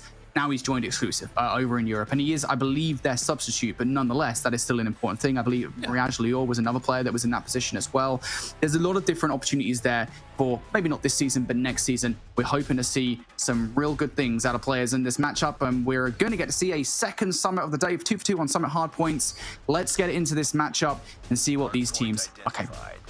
I mean, me and you both have been involved in the grassroots side of esports on a couple of different levels of things, and we know how important it is for these teams to have their opportunity to shine. And this is one of those massive opportunities for both these squads. Going up against a team who went down in the previous round as well, and is this now the time to get your tournament rolling? Already made it here to the top 16, but you absolutely want to make it top 8. You cannot lose this series if you want that dream to become a reality. Kicking off the thing, everything over towards P1 though. 35 seconds remaining here. And a good start for Kaya Nation. Nice hold down from the side that you kind of want to be holding it down from. Good time on the board, and you will soak up every single second you can at P1. And early on, we're looking for an impression of what these teams are looking like so far. Kaya Nation look pretty good, pretty well put together on their hardpoint holds, trying to keep Ultra out of this time. Nobody watching up top, though, at the moment. That's going to allow Zerg to push on through and take a couple of players down. John Snacker's already able to get a couple of kills, though, one off the back of a Hunter Killer drone. So Kaya Nation very briefly allow Ultra in towards the hardpoint, but it is brief at that. And already we're seeing a phenomenal start, not coming out just from Kaya Nation, but more specifically John Snack. He was able to get a Hunter Killer drone and a Predator missile. It does not help them get control of P2. I mean, it's a good indication for us to see how this may well go, because Kaya Nation are absolutely dominating the kill feed at the moment. This is just domination. This is very, very similar to what we've seen in match number 1. Of course, here in the losers bracket side of things, you cannot lose. Ultra coming into this one very, very cold. Dix can't get anything going on that side of things, but eventually some time that will fall their way here over towards P2. Spawns are definitely better for Kaya Nation. They will look to keep control of them as we head into P3, but Ultra eventually getting some time on the board, and I think that's crucial. When you lose P1 in that kind of way, you absolutely need some time at P2. Yeah, it's not looking good. 20 seconds left, though. There's still a wealth of time before that second hill will pop, and to be fair, if Ultra do manage to get the remainder of this time, they will basically be touching scoreline that Kaya Nation have built up. It is worth saying players now spawning out from Kaya Nation as well, so things fast and secure as far as this next rotation is concerned. Why try with a little bit of turn on there onto towards Yoju, but there's still more players to contend with. Dixis is able to pick up a couple of kills, and Tavasin will clear things up towards the back half of that old hard point. So Ultra, no control over the spawns around the back line, no choice but to go through the front, and you're going headfirst into the claw that Tavasin. He will find 3. Gravity Vortex gun now for Dixis as well. This is a lot of zone control operators coming out from Kaya Nation, really intending to keep control of this hunt. And that's what you need to do. Plenty of time on offer here. If you can get a hold of it, puts you in a prime position for the second rotation. Tavasin calling this one in. John Snack will find 2 as well. Great usage coming through already. Tavasin already snapping. He will find a couple and then eventually goes down to his own. I think that might have been the Gravity Vortex gun still. Irrelevant of that. The kills still just continue to flow. Spawns for the back now for Ultra. Can be a blessing in disguise at times, but if you're going to start running into Equalizer, it's a bit dangerous. Yes, okay, there is still 20 seconds to play it for here, but you've lost the spawns for the next hill at the worst possible time. You will get that scrap, but Kaya Nation have a wealth of time to set themselves up. Yeah, and that's the key thing, right? I mean, look, it's 20 seconds left on the hard point. That's what, generally speaking, we refer to as scrap time in Call of Duty and hard point. So Kaya Nation will not necessarily be upset that they've managed to flip the spawns in towards new and are looking now for the wealth of time over this next. But Zerg has other ideas. In the hill he goes with the Purifier. We'll find one, but his job is far from over. He wants to try and uproot these players for the back spawns, and he's going to go straight forward, but Hards has it. A War Machine as an answer. He will find one. John Snack also finding a second, so good effort there with the Purifier, but it goes all right. Kaya Nation now going to be in for this time. Again, a crucial moment. Ultra, if they're able to get through, they'll be able to contest with Kaya Nation. They cannot afford to give this time away, and already they're starting to do that around the front. Why try now with the Sparrow? He's found himself in a good position with it. Oh, unfortunately. Just catches the explosion on the other side of things. Oh, Galaxy will find nothing either with the Equalizer. Investment starting to come through, though, and just about working out. Shane here with the everything he could possibly be doing with the War Machine on the outside. The break comes through. They've used a lot for it. Here comes the answer back from Kaya Nation. Spectre already being pushed out on the other side. Cannot find it, though, and eventually they will get their way through. 15 seconds remaining, though, and I think I'm going to say for Ultra there, not too bad of a result in the end of things. You're spawning way out. You have the opportunity to find the break, you do so. Yes, okay, you might end up losing overall in that first rotation of hills, but you brought it back there towards P4 when it wasn't looking likely. Yeah, it feels like that was a pivotal moment in the game, right? They lose that hard point, they lose full control to Kaya Nation, and they'll find themselves, again, it's not insurmountable. You've seen crazier comebacks here in Call of Duty on hardpoint, but still, it becomes much more difficult to do once you've lost that. So good effort from Ultra there. They're able to hang on towards this game in a 25-point gap and growing once again for Kaya Nation, who are in control of the hill. Tabassin with the claw inside is going to be trying to keep Ultra at bay. Yoju looking for top control as well. For the kill. Yes, he will find it versus Galex, but there are more on the way from Ultra. The cavalry has arrived. Shane will find a couple of kills. Ultra flying straight back in towards the time. Still a lot to get here for the back 30. And I think if we're just to cast our minds back to that P4, as these two teams do really scrap it out in the middle of the map, I think both teams invested a hell of a lot to make sure they got something over towards the P3 there. And if I'm honest, I want to say that the investment from Ultra was maybe just a little bit better, investing themselves in finding some kills here over towards the middle of the map, and all of a sudden this game is getting a lot closer. 5 seconds remaining at P1. P2 rotation is going to start coming through. Ultra on the prime position side of things for P3 and in control of the hill. Big hard point here for Ultra. Zerg and Shane combining for 3, so they're already winning some of these opening engagements. And again, reminder that they are on the right side of the map right now for that inevitable rotation over by P2. So real opportunity here for Ultra to swing things in their favor. They have to make sure they win every single gunfight though, and Tavasin has other ideas. Over the top he goes for a couple of kills. Is he going to get number 3? No, he does not. Shane denies with a 2-piece of his own, but Kaya Nation nonetheless have still managed to find their way through. It's John Stack, the equalizers here. They're going to try and push Ultra out. And he's doing a stellar job at keeping these guys away from the hard point, even if he's actually picking up some kills himself. But still, look at the carnage right now of players on the new map from Kaya Nation. They are getting some favorable spawns, but Ultra are already starting to push in from behind. Kills now for Kaya Nation. Again, they are keeping an eye on those spawns for new, and yeah, big kill coming through from High Hearts there to make sure they do get it. Yeah, I was keeping an eye on the minimap myself, and that was huge. Looked like a 50-50 gunfight that he just about wins out from. 10 seconds remaining here on the old hill. Ultra are going to be here, but they're about to be surrounded. There's a big fight going on over towards the back. I think it was actually won by the side of Kaya again. So all of a sudden, what was looking like not too bad of a rotation, these gunfights are just not going the way. Wonderful play coming in from Kaya Nation. There's a full 60 on offer here if you can hold this down. Big moment in this game once again for Kaya Nation. Could really make the lead untenable for Ultra. Ultra now trying to come around the back line here. A couple of players. Gaelic's already making his position known. Obviously has the support of LeBron with the Annihilator as well. LeBron's only going to find one before being shut down. Push around the front also goes unsuccessful. But keep an eye on player number 5 around the back line. White Tribe has the Sparrow out. Is only going to find one. Now plays through the front for Ultra. Dixis goes for the drop shot and finds that kill. Next up is going to be Tabassin around the back line here. And again, those claw bullets do bounce, and those players are about to find out the hard way if they didn't already know. Kaya Nation here are pushing Ultra away from the hard point. We said this is a big hard point. Tavasin just continues the tear as well. We said this was a huge hard point, and now you're starting to see why. 100-point deficit now, and it's growing again. Now it feels like an insurmountable amount. Oh, it was 20-point game by the time we headed over into the second rotation, and Ultra have just let this one slip. Last time around, they kept things scrappy. They kept it close. They absolutely need every single second they could possibly get here as we head over towards P4, but there will be plenty more to play for if they can hold down some time here. They had a good time at P1, just didn't convert into anything. P2 to 3 was an absolute disaster. And now you've got to defend against, well, a little bit of utility available now for the side of Kaya Nation, and nearly a 100-point lead. It's starting to be cut down just ever so slightly. Ultra still in control, but Kaya's starting to close the net.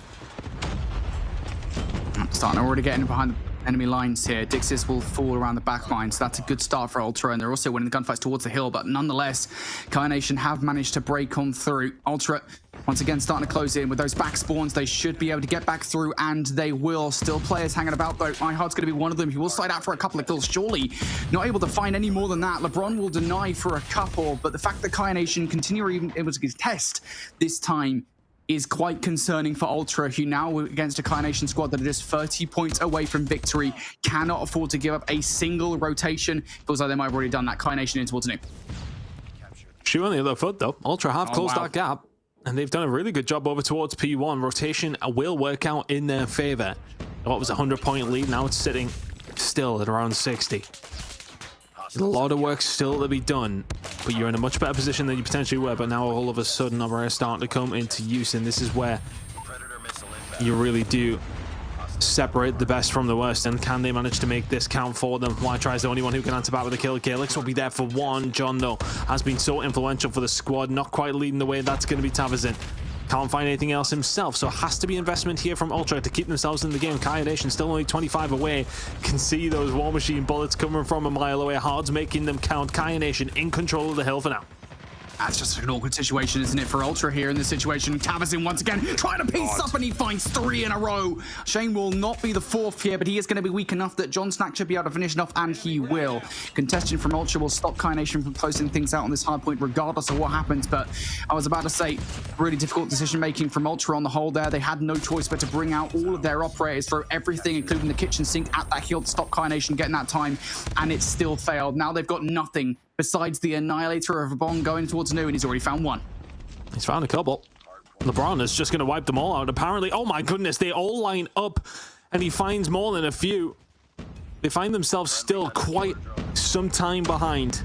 But another 25 seconds, you break 200 points, and all of a sudden you start to bring it back, but then you see those kills coming through and know that this game may well be done. Didn't quite get a read on where the pressure was starting to come from.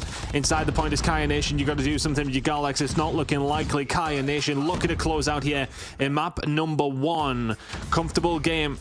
They'll take it away, and what was just a really good hold at P3 last time around, we see it on the second rotation, gives them that humongous lead, and from there for Ultra it is a very long road back, a road that they did start to tread on but could not quite get that gap closed. All in all, a relatively, I want to say close-ish map number 1, but Ultra always felt like they were a beat behind.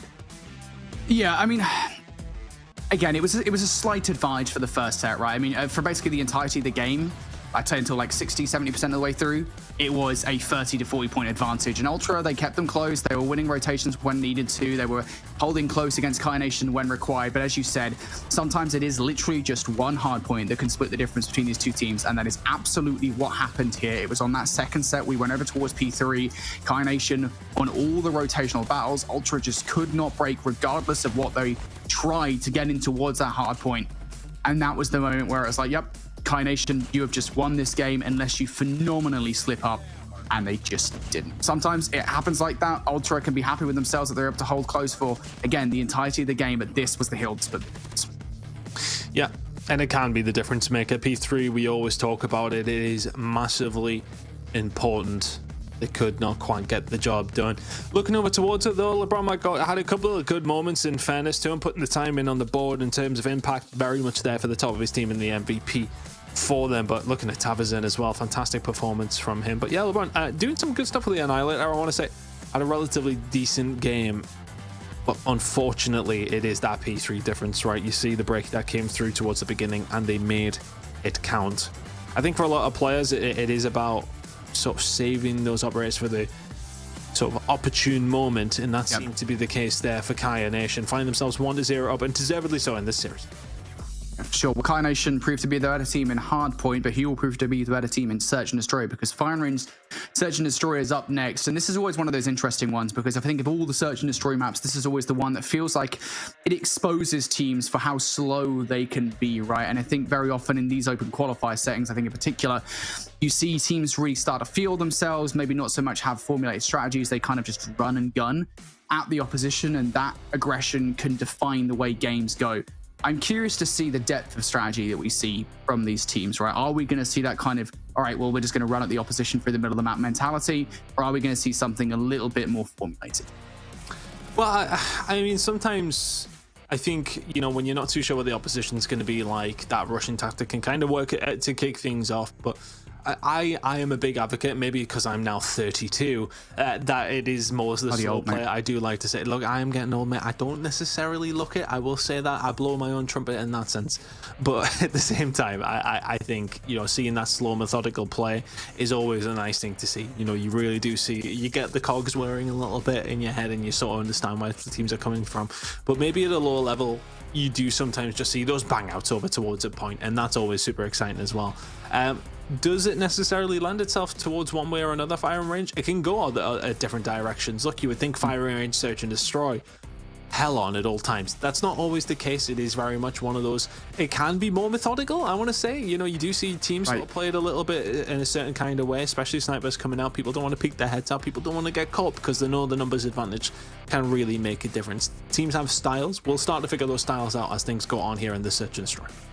Yeah, to be honest, I think, at least from my perspective, again, from what we've seen over the last couple of seasons of SPS since we joined, it feels like the strategy with Fire and Search and Destroys begins and ends with what do the offensive setups look like, right? You know, how do these guys approach the bomb site? Because actually holding on towards a bomb site is relatively easy, I want to say, right? Once you're into the bomb site, once you've got the bomb down, things become a lot easier to win out the round. So really, it comes down to what do the offenses look like? And for Kai Nation right off the start here, things look a little bit uncertain. They want to draw that first blood before they move forward, but this is always a very dangerous strategy. And the reason it's a dangerous strategy is you allow players like LeBron and Shane to get into these power positions where they effectively have full control over A.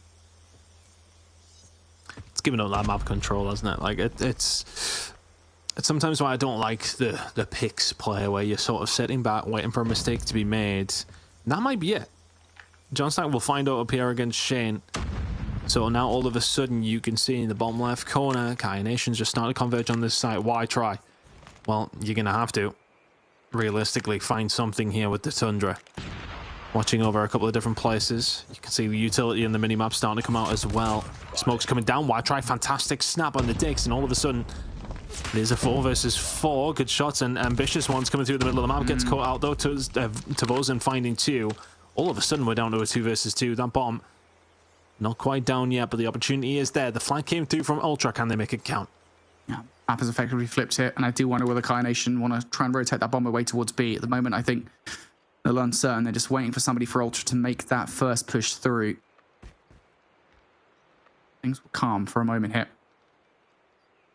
Again, if they do choose to push over towards B, they might be found out depending on what the timing looks like. Nope, not anymore. Zerg pushes to move over towards A. So that bomb will now be able to make its way over towards B. And now the next question is, how quickly do they do this? They should be able to get the bomb down, but they have to make the decision fast. Looks like they are going to have that opportunity, and it will go down. A commitment here for Ultra over towards A. I hate to tell you guys that they are very much not that. That bomb is down over towards B. Alex will check over towards this side. Not expecting anybody over this close, but then this is the problem. How far have they extended out? Have they sat tight? That's decisions that have to be made by Ultra as you're making your way there. 25 seconds about to ring through. And time is already not on your side. Need to find something here very, very quickly. It's going to be a split push from Ultra.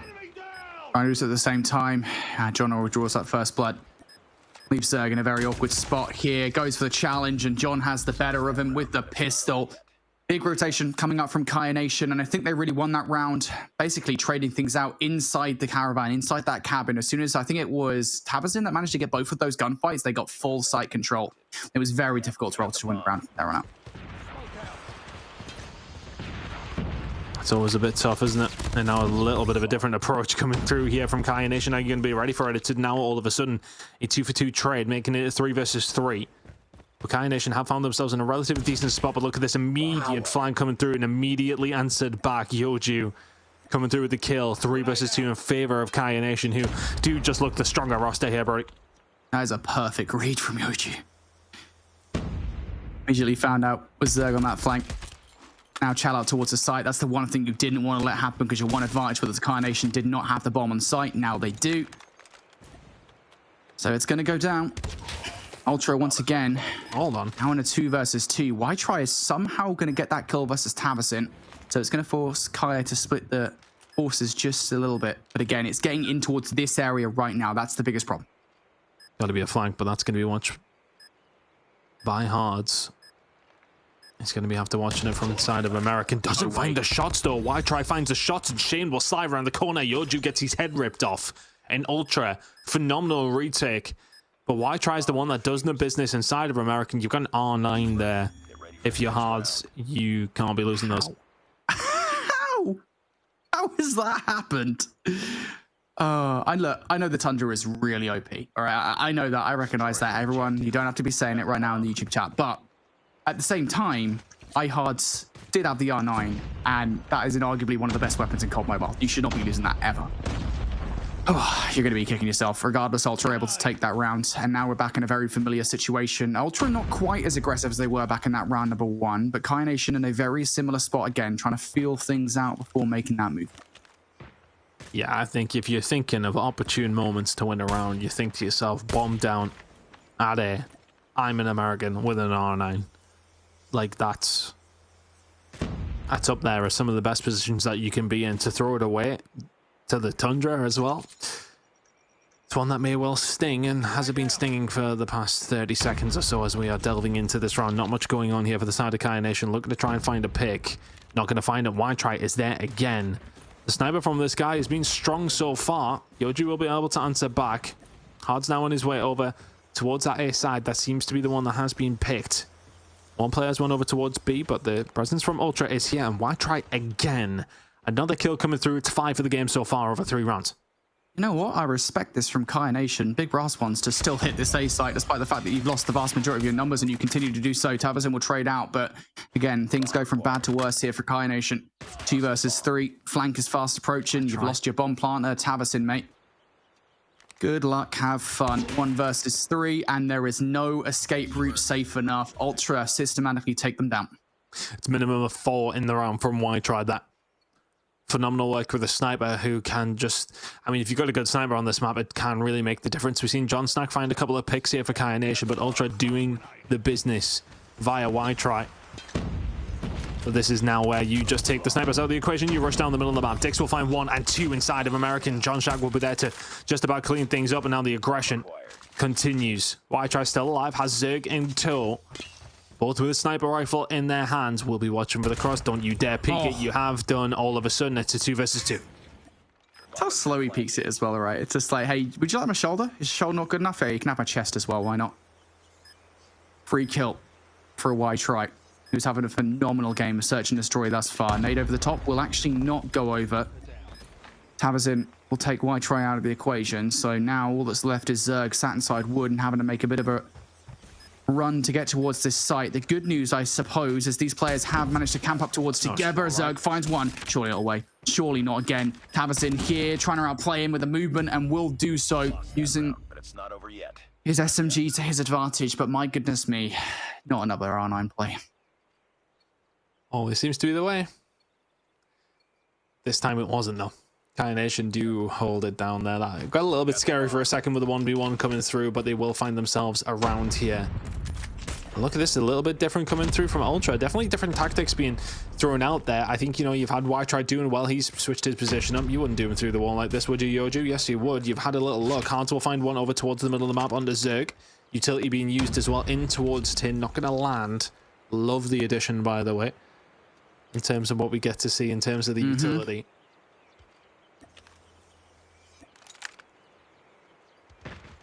Sometimes we get pampered, mate. Sometimes. Not that often. Well, Yoji's already been campered in this round. He's already found that second blood. Kai Nation well to the advantage. I like the response from Shane to move all the way forward towards wood to try and press the issue. Unfortunately, he doesn't find any value. And now the world is their oyster. Right, for Kai Nation, you have a wealth of options as to how you want to play this round. Yeah, from this kind of position now, you are in the driving seat firmly. Galax inside of American, bomb going down over towards B. Bomb has been planted. You have every single site to run into here for Galax. It's a case of, well, find anything, that will be a bonus. Not even going to find 1 Dix with another really good SMG kill up close and personal. And now all of a sudden, Kai Nation starting to not quite dominate, but they are very much getting themselves back into this game. As soon as Y-Try is taken out of the equation here, Ultra seem to have very little to offer. The enemy has the bomb.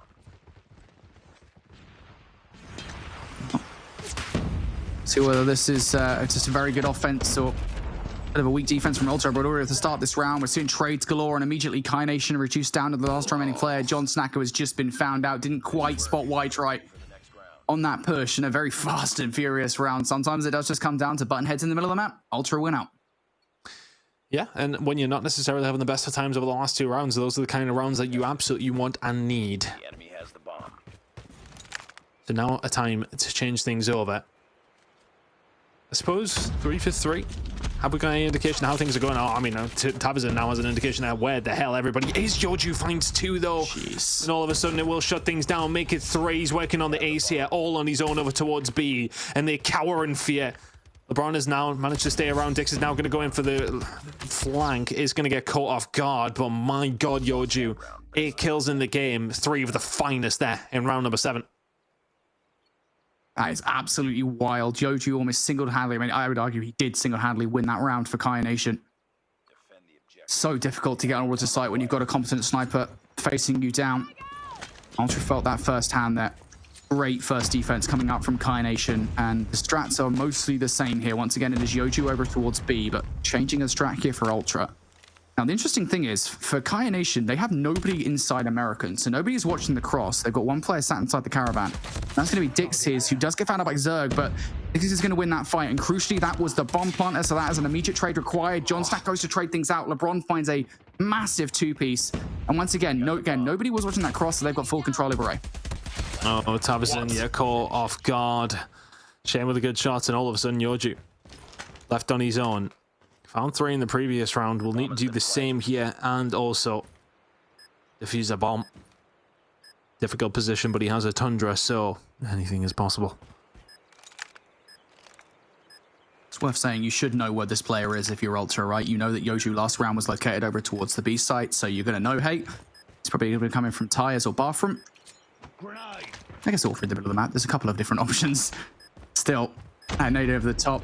Should give them information. Yeah, you can see Y-Try and Galex turning their heads somewhat. Yoju's still going to get a good look here at the former of those 2 shots. Going to hit the second one. Surely not enough time. No, Galex is not going to allow it, but Yoju almost does some disgusting things. And yeah, big round coming out from Ultra. And I will say, although they earned it, they were almost gifted A-site control. I'd like Kaya Nation to have a little bit more of a grip over the A-site next time. Yeah, it wasn't quite there. Can get a little bit mixy at times, but don't win your gunnies, don't win the round. Utility heading out on a couple of different angles. 2 players over towards the B side. The Zerg is going to unalive himself, which is never ideal. So Ultra heading over towards A, and there is a little bit more control now from Kaya Nation. Keep an eye on Dex. I mean, he has been fantastic up close and personal with the SMG in hand. Will find another. Has just been indomitable when he does find these positions. Well, I mean, not apart from that time, LeBron is going to find 2. Tavizon is there to answer back, and the switchblade just working out perfectly for LeBron. Now all of a sudden it's a 2 versus 2 instant flank coming in. Y-Try, oh buddy, you gotta hit those shots. We've seen some fantastic ones from both you and Yoju, but Yoju gets the better of you this time. That's a round that Y-Try would want back. Yeah, sometimes you whiff. You know, sometimes you think you're gonna hit the shot and it does not go your way. And Y-Try, despite a phenomenal performance in this Search and Destroy so far, half of the course for Tundra players on Fire and Ridge Search and Destroy. Not quite there in that round. Massive 1 versus 1 that Yoju then converts to a 2nd kill on the site. Now and towards this round again, aggression towards A is counteracted by sniper presence once more, and that first blood is going to leave them somewhat stranded. Have to rethink the way that they want to play this round, and they're even more suppressed than normal as well. It's worth saying that Yoju isn't just sitting over by B. He's already pushed all the way up towards jungle side, and that's going to make things even more difficult for Ultra. Now he's got another closing that net, and sometimes the fish are biting back, and that is going to be the case now for Shane. He is going to find one over towards that A side. So a little bit of presence inside of American, so does make things a little bit more difficult. Yoju is running this game. My goodness, him and Y-Try going beat for beat, but this time around it is going to be Yoju who wins out. Y-Try still with 11 kills and still alive in this round. Shane has now found himself up and towards this A site, and yeah, Dick's just not reading this. Nobody holding it down hard. Please, for the love of God, turn around. Where are the comms? All of a sudden, Shane has found 2 kills, and it's a 2v2. I'm just going to call that for what it is. That is a phenomenal failure in map control and communication. Total meltdown. And now you've given Ultra an opportunity to get into this round. I mean, they've got full control over A. They've got the players in the power positions as well. They're obviously going to have to be a little bit careful that nobody comes on the flank, but I don't think Yoju is going to be doing that for quite some time. Ultra have been gifted an opportunity to steal a round away, and I do literally mean steal. And they win it though. Big 1v1 over by Caravan. Tavizon just going to wait patiently, and Shane is not anywhere near as patient. Finds Tavizon, and again, you know where Yoju is going to be. know where he's been in this round previously, try and act on that information. Yoju over the top, that's an shot from American. Good recognition and very, very good communication coming up from Ultra, something that apparently just isn't there for Kaya. Yeah, you're just not holding it down. You're in a 4v2 situation. Shane makes the play though. Props to be given where it's needed. Ultra do make the play. Shane straight down the A side and just says, right, okay, let's see what we can do here. A lot of utility being used over towards that B side. Gonna start zoning off some players. Tabazin has slowed down ever so slightly. Yoju's gonna get cut down, so yeah, maybe there is the main guy you have to worry about no longer here to play. Now Dick's going to try and hold this down from the close angle. Has Tavazin with him as well. John Stack will get taken down the other side with a potential player who could potentially here on the flank, but Dix makes the move, and all of a sudden Tavazin is there to back him up. They know exactly where Y-Try is, and you've got the bomb. This is not a losable round if you are Kaya Nation, surely. Yeah, you say that. Y-Try is already with one this round, so add that to the tally. But he has a bit of time, so he doesn't really need to force the issue just yet. He can garner information for a little bit. One thing I don't want to see is Kaya Nation just giving up angles. COD timing is a hell of a bad mother. Will Y-Try get some good timing on his side? I don't know what he's doing. Is he thinking that someone's going to flank through wood? Or is this just a... they're not going to do that. They're inside the site, mate. They're not flanking you. It's a tough situation. You just maybe have to hope for a slip up. But at 5-5, you need to make sure these moments count. We are still running here. Just taking his time, nice and slow. Needs to catch one and then just anticipate the best way he can. Yep, they heard it. Dick's now on his way over to help his teammate Albert Tavozin. It's just holding this angle down. Should be no problem whatsoever. Kaya Nation, bring one back somehow, some way. I think you got to give a huge shout out to Dix in that sort of situation. Finds two towards the backside. Spins round. SMG and Handy has been dangerous. Hasn't found a load of kills, but the ones that he has done have been important. Kaya Nation on defense to close out map number 1. Oh, map number 2, I should say, and the series. Yep. One round away from eliminating Ultra. Utility galore over the top. How much of it is actually going to land on towards anything? Well, that's information for Ultra that nobody's actually inside the site, so that's some good news. What's not good news is the fact they've already lost LeBron out of the round. And once again, that same kind of situation we've been in before, right? Where Kaya Nation are starting to suppress them in this situation. Players pushed up. Yoju getting aggressive through the middle of the map. There could be a gunfight about to go down here. He's caught dead to right, surely, but Dix is there for the cover. John Snag will find another one. And Ultra need to find another huge moment. Yoju just now starting to close the gap. Y-Try should be dead to right, and that is a clean wipe from Kaya Nation. Not just in the series, but in the round as well. 2-0. The job is done. And they will advance on to losers bracket round number 2. They will have their chance to make it to the challenge season. Yeah, and it feels a little bit, at least from my perspective, like Kaya Nation won that one from the 3 rounds they're able to take around the offense early on, right? I mean, just stealing those ones away from Ultra situations they're able to get them just gave them a much better foothold going in towards their defense. Because let's be honest, there it does feel like a little bit on the defense that Ultra, I mean, on the offense, excuse me, Ultra again in this situations where maybe they just weren't able to close out rounds, but for the most part, they were not the ones making the vast majority of mistakes. And Kaya are very lucky that they were able to perform as well as they were in the first few rounds. And we're going to see those once again there. Kaya Nation able to close things out on the back half of that search and destroy. I will say, partially down to the fact that Yoju was as dominant as he was. I think he finishes with like 15 kills or something ridiculous like that.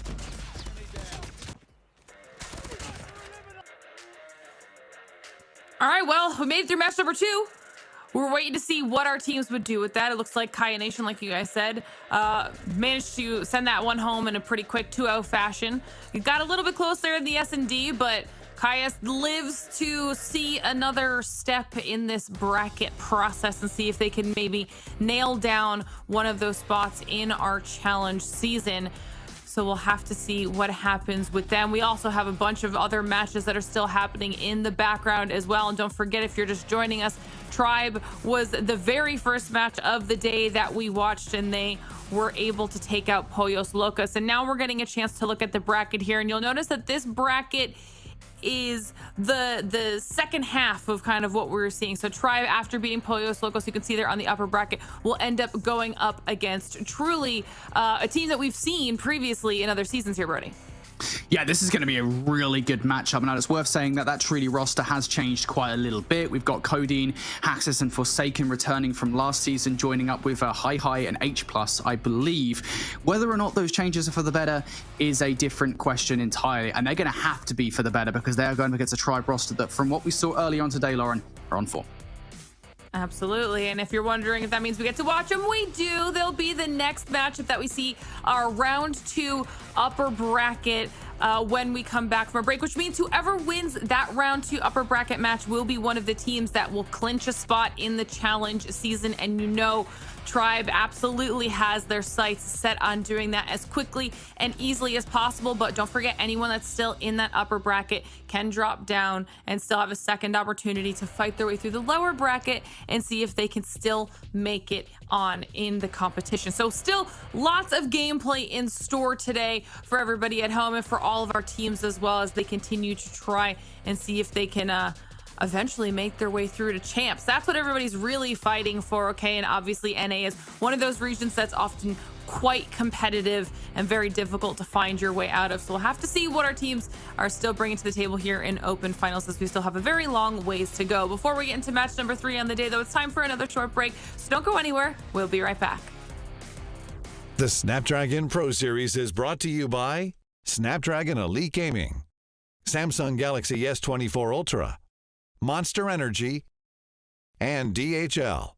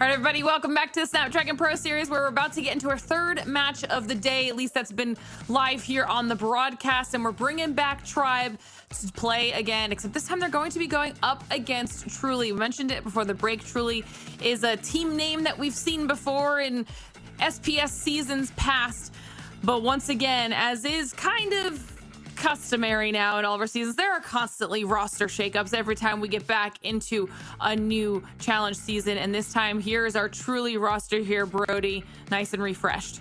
Yeah, so again, I mentioned it before we went to the break. They've made some roster changes. You guys might remember Forsaken, Hax, and Codeine from last season. They played alongside Yawn, Space, and Lethal. And back in Season 4, they were basically like the 4th place team. They were never really competitive with the top 3 teams. They had some close maps, mind you, but they were able actually to take a map away. So they've kind of replenished the roster somewhat. Hi and Twisted Tip are the new roster, the new players coming through this season.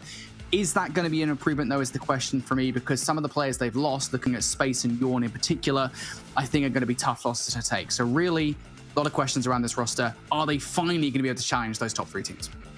Yeah, and obviously going up against those top 3 teams in one single roster ton. I mean, we watched Tribe start off the day pretty strong. They're looking good. We'll get the map picks up here as well, and we can kind of talk about it a bit. Yeah, no, this is a real test for Truly now heading into it. They know that this will be a test potentially over the season. If they do make it, we do presume they will do so. Of course, though, is it going to be at this stage? That's going to be a hard one. Standoff going to be coming in for the hard point, Search, Destroy, Firearm Range, Raid, Control. Nothing really to write home about. Very, very standard when it does come across the board, as far as we like to see.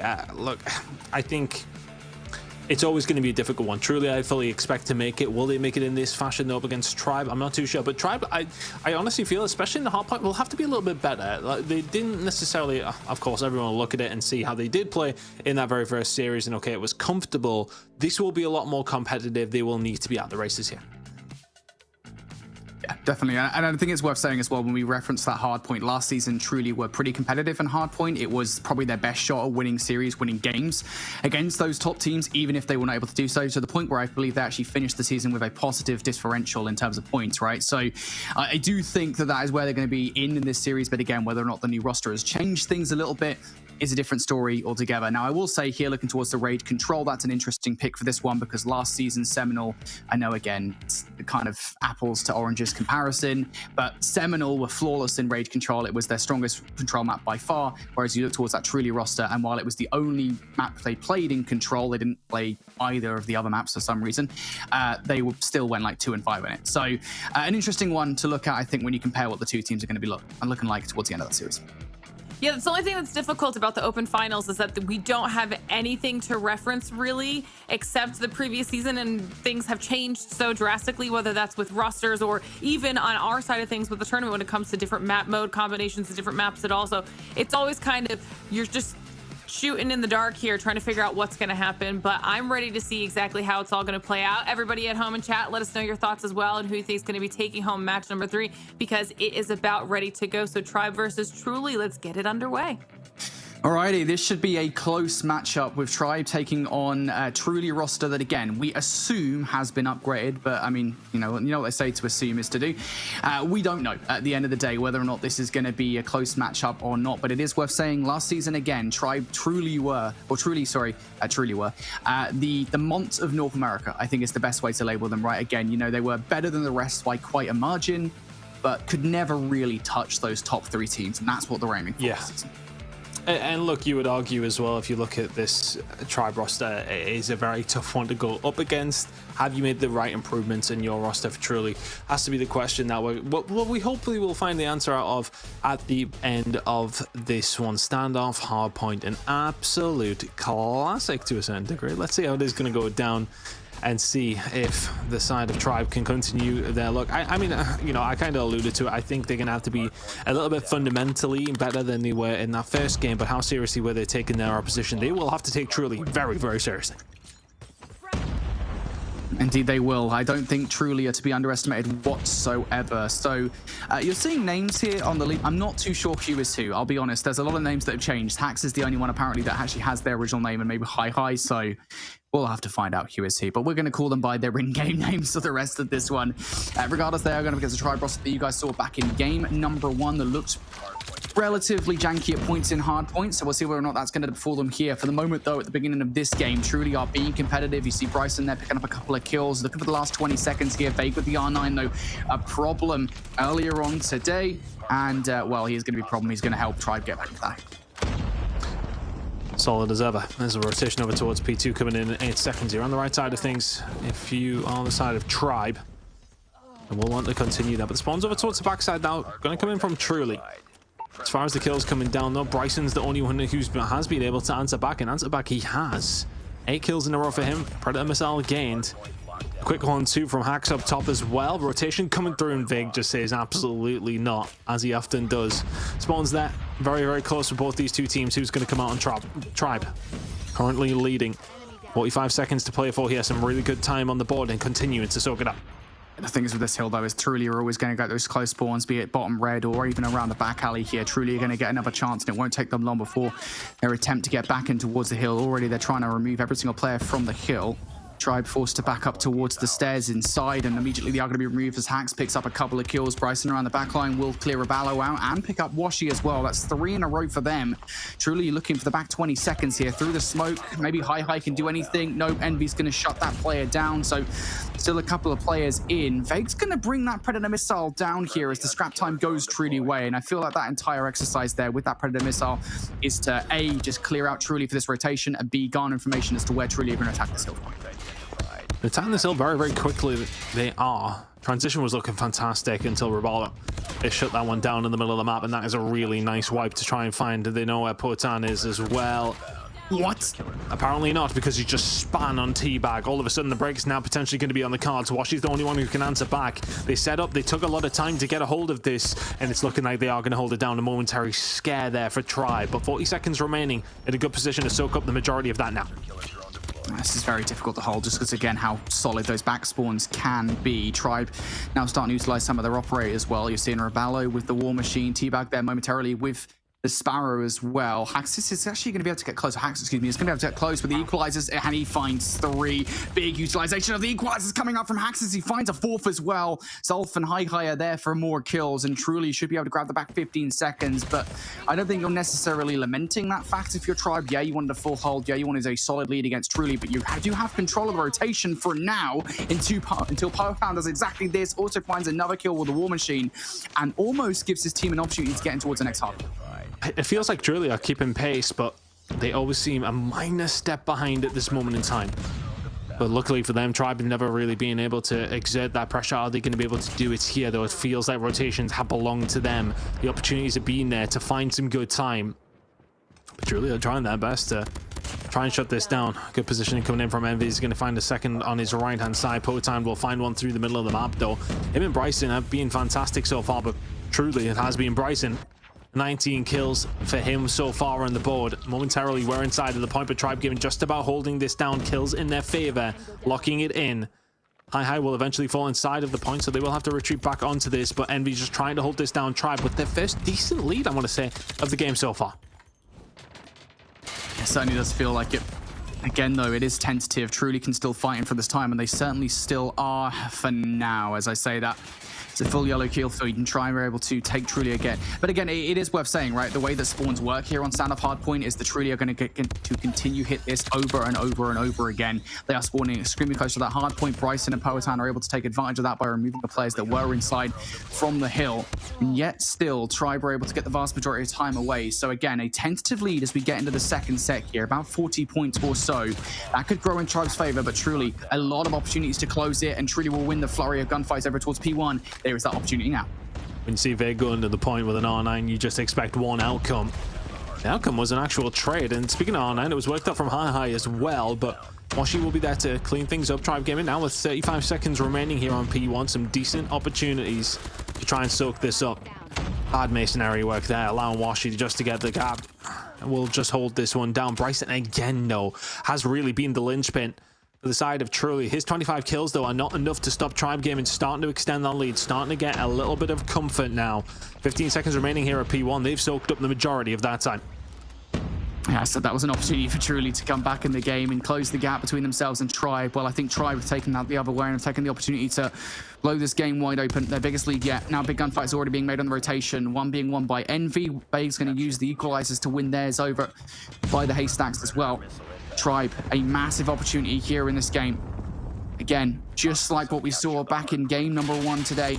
Tribe now an opportunity to put a serious gap between themselves and Truly. And Envy's going to utilize the claw through the gas station. It's not actually connecting as many shots as you normally expect to see. Finally, it will for the second. Has to go towards his regular DRH for the third. He will not find that kill, but fortunately enough, Washi is there to trade things out. Now, Truly, what can they do? Can they get anywhere close by? No, not with the operators on hand for Tribe Gaming. And you know exactly where these players are. You've got all your players in the power positions to deal with them. Vague outside and basically is an operator with the R9 in his hand. All of these gunfights, besides maybe 1 or 2, are going Tribe's way. So much investment from Tribe, though. And I think if you're looking at this investment and you are hoping you're going to be able to do the same thing when your operators are up, which should be coming in shortly, you would like to think. Unless some investment did come through during all of that foray over towards P2, but that is as perfect as you could possibly want if you are Tribe. Now heading over towards the next hill, you need a good lockdown, but those kills starting to come through are not the start you want, although that's turned on its head very, very quickly. Decent hold so far from Truly. This point is popping in 5, but the spawn for Washi. Did he get there on his own accord, or as he has just been blessed? The rest of the team now alongside with him. This is going to be a hard hold for Truly. Tribe Gaming can close it here. Truly though, winning all these initial gunfights. Maybe Envy can do something on a bit of a solo play, taking shots all around. He does actually somehow manage to find a second kill. It takes Axe with the equalizers here to do some damage. Now just firing through the smokes for some more kills. He's going to have to wait now for the rest of the players to make their way around the corner, but he is there with a pre-fire. Power-Tan also pre-firing now the War Machine from that area. Brilliant defense so far of this hard point. We said this was the hard point that Truly needed to close the gap, and they are doing such a good job. They are actually investing in his operators. I was about to ask, do they actually need to at this point? But now they are starting to come out in towards play. Tribe sending a couple of players close by. Vega's going to be the player, if anything, to do anything about this. No, great read from High. Gets the kill with his own R9. That is a perfect hard point from Truly, and they do it the exact way that you said, Tom. And that's what they needed to do. It was 60 seconds answered back in force. P2 to P3, both teams exchanging it, and nobody really coming out with an advantage. But we go over towards a new hill, and now can it be done the same way once again here for Tribe? You need to be able to do something though if you're on the side of Truly. That's a claw that will not be used to its best advantage. Now inside the point though, can they hold it down? Kill starting to come through here from Tribe at the wrong time. If you're Truly, the break starting to come through. Everybody dead. Bryson really has been the one, but he is pretty much being evaporated off the map. Now you're being forced away. 40 seconds to go here. Over towards P4. You can absolutely win it here if you're Tribe. You're 25 away. Yep. This might be the dagger towards the end of this game. Envy's finding the kills toward the Haystacks as well. Again, a reminder though that Truly will get those close spawns, so Tribe will continue to be under fire here. Sparrow watching one door, Washi up top watching another as well. Tribe just need 10 seconds. They've got the operators to get it done. You can see it on the top right of your screens. They're starting to push the issue outside of the hard point as well. And this one is as good as done. Truly towards the end of the game. Just let it slip away from them. Just fantastic holds across the board coming in for both two teams, but you just see Tribe just about get the better of it. For Truly, there was one really nice one over towards Grandmas, but ultimately, it can't count if that's your only one. Fantastic job coming in from the side of Tribe. And again, it was just the utilization for me, and how often have we said it over last season, and now it will just sort of filter into the next. How much of a difference it makes the efficiency you find with those operators. And it really came to fruition over towards P2. That second time of asking, we've seen Tribe truly start to take over at that stage. Didn't mean for that pun to slip out, Brody. It's going to happen quite a lot. It's a word I use plenty. That really was a fantastic performance from Tribe. When you see that P2 rotation, you see them lock it in. Masterful in the way they dealt with that. I feel like you've avoided that for a very long time, to be fair, mate. No, it wasn't even intentional. That's the thing. You were on NA playoffs last season. You didn't get to cast much of the regular season, so we didn't get to hear that come out too much. But now we're here seeing it full force. Truly not the start they wanted to this series. Though we got to do it every so often. Tribe, phenomenal start though. You talked about the operator usage coming out, I think particularly towards that P2 rotation on the second set, and that really was what split the difference. A 50-point advantage growing to a 100-point advantage that Truly never really were able to close. Also helps when Ravallo puts down 37 kills. Yeah, it's not too bad. Not too bad at all. And again, look, I mean, as far as the outslay goes, you know, I know a lot of people like to talk about it, so I will in that sense. It's still quite decent, isn't it? Looking over towards it, there was towards the 30-point mark. I think if you look at Zolf and Hi, that's a tough game from them. Bryson really was leading the way, trying his best to get his team over the line.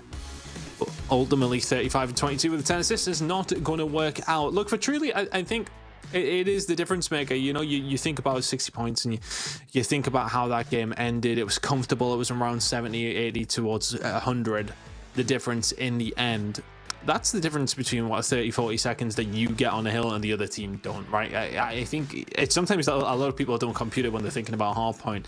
The swing that can happen on a full 60. If you can get in there, find one good break, you're finding that full 60. All of a sudden, instead of being 90 behind, you are finding yourself 30 in front, right? It can swing that quickly in games. It is maths, but sometimes people don't do this maths. They think to themselves, all right, okay, it's only 10 or 15 seconds. No, that 10 or 15 seconds is 10 or 15 seconds the other team could have had. So it does equate to a lot more. I say, Brody, sometimes people just don't have this called brain.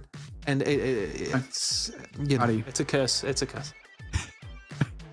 Yeah, I mean, it's a totally fair point, and you know, and I think it's a good point to mention regarding Truly's performance last season, right? That again, they were pretty competitive at hardpoint, and for the vast majority of those games that we saw versus the top teams, it was legitimately just one hill that would have made the difference, right? You know, and I think just given how closely competitive they were back in hardpoint back that season, it isn't really a stretch of imagination to say, hey, you know what, they could do that this season. They could make the improvements and actually start taking maps off these teams, and we saw those moments of promise there in that map number 1, those kind of differences where if they make changes moving forward, you know, again, on the assumption that they do qualify, because there's no guarantees just yet. This might be a qualification match, but again, Truly still have a way to go in this tournament. If they don't win this one, still, if they do qualify, we can see them making improvements moving forward. So looking good in hardpoint. In Search and Destroy, though, that is totally different gravy for these two teams. Again, a reminder that all of these players across their respective teams back in Season 4 for Tribe were phenomenal at Search and Destroy. So Truly are going to be up against it here. Well, they are yet to lose a round of Search and Destroy today, so let's see if Truly can go a step further there. Right. Incredible for me today. Quick maths, quick stats, love it. Honestly, like, it's maybe at 3 AM, that's when my optimum performance comes out. Don't know what that says about me normally, but relevant of that. Truly now trying to play this one nice and slowly on the attacking side. Tribe happy to sit tight. Feels like, you know, they're happy to be very regimented when they need to be. Can be aggressive when necessary. And right now, patience is the name of the game for both these two teams. But Tribe Gaming are the ones who can be more patient on the defensive side. Truly yet to make a move, yet to find any information. See the nades coming out over towards A. That is not going to garner much. You can see no damage done across the board. So plan B, if you've got one, needs to start to come through very, very shortly. I think that you know that if you're truly in this situation, got these players in these key power positions you need to take out. There's player number 1. You need to get control of the caravan. You do exactly that. Second kill also going down in favor of Poetan. Good reads on where these players are, but Envy will fire back, as will Teabag. So what was advantageous for Tribe now no longer is, or Truly, excuse me, now no longer is a 3 versus 3. The bomb is still going to be down though. Nade in towards the caravan there. Teabag not going to land on towards anything. So you're going to have to get his hands a little bit dirty in this situation. Bryson, take Washy out through the middle of the map now. And for Tribe, all of this retake has to be through American side. Teabag gets a freebie on towards Bryson. Not surely a second on towards Hacks. No, he doesn't. But he will have just spotted out where both of those two players are. Envy knows. No choice but to just try and pre-aim. Perhaps a little diffuse fake, maybe. Nope, just taking some shots here. Envy trying to line them up in towards the site. He goes and he finds 1 kill, but will not find Hacks as well. Strength in numbers for Truly. A really good job, because when you have those slow starts to your attacking rounds, it can be somewhat disheartening. The Hacks runs inside of Caravan and all of a sudden finds the gunny on the one player, opens up a site completely. This time around, they're not waiting for that opportunity. They're going for it straight out the gate. Still fantastic shots into Washi. That will back them down. Still plenty of presence here from Tribe, but this bomb may well be going down sooner rather than later. Has no presence here. The Tribe on site. Truly got the measure of him, and maybe Teabag can trade things out. Teabag's going to find 1 through the smoke. Good effort, and Self will offer him up for a second, but the trades are still falling in favor of Truly here. Envy's going to have to shuffle his way over towards A. Jump over did just spot out Hax, but I think Hax has also seen them. So Envy hit, phenomenal sniper player looking for an exit frag, not even going to get a chance. High is going to take them out with the R9. Lovely play from Truly to just force your way in towards a site. I think the question now is of what Tribe have learned over those last 2 rounds is going to come into something to work out for them. It's looking like aggression again over towards this A side from the side of Truly. A lot of utility used towards the middle of the map. The smokes are down, and Zolf is quite happy to just waltz through the middle of it. The shots, oh, not clean enough. Rabalo will find one. High is there to find one, and the second. Rabalo already weak from that previous engagement. High should be dead to rights and will be. Now a 3 versus 3, but the aggression has paid off for Truly in form of a little bit of map presence. And see Envy, prime position to cause some chaos. Oh, lovely shot. Lovely shot from Bryson. I was going to say, if anything, it's going to be Hax that's going to cause some problems here for Tribe. Envy now 1 versus 4. Brings it down to a 1 versus 3, of course. That kill should be a signifier to get the bomb down, and it will be. This is so difficult. Again, I know the Tundra is very powerful, but still, to pull off a 1 versus 2 like this is a big ask. Just not being offered anything, and that's what you got to do. If you are Truly, you cannot give Tribe an inch or they will take a mile. We're going to try and find something. Bryson would have spotted him. As the flank potentially come through, I don't think it matters with 15 seconds to go. This is just an eye on a possible situation. Envy, one of the best snipers in the game, can find one. Goes for the bait. Surely he does not take it yet. Potan holding steady. Goes for the shot. Can't find a Potan. Will clean up the round. 3-0 to Truly here, Brody. This is much more like it in the search and destroy. Attacking working out in their favor. Holding quite the advantage so far. 3-0, and well, they're good money for it. It feels like so many of these rounds are coming down to the individual plays that we're seeing Truly make. And that last round, it was high clearing a lot of space for the team. Previous rounds, it's been other players on Truly. Team effort from Truly here in round number 4, and it's going to work out. They are fully overwhelming onto be a wave of yellow, excuse me, on the mini-map. High looking to make this advantage even bigger. T-Bag will trade out for a couple of kills, though. Surely not number 4. T-Bag finds 3, and now makes the situation manageable for Washi. Potan holding this angle close, though. Oh, the timing he's going to get. They're both going to get. Washi finds the shot. Up close and personal.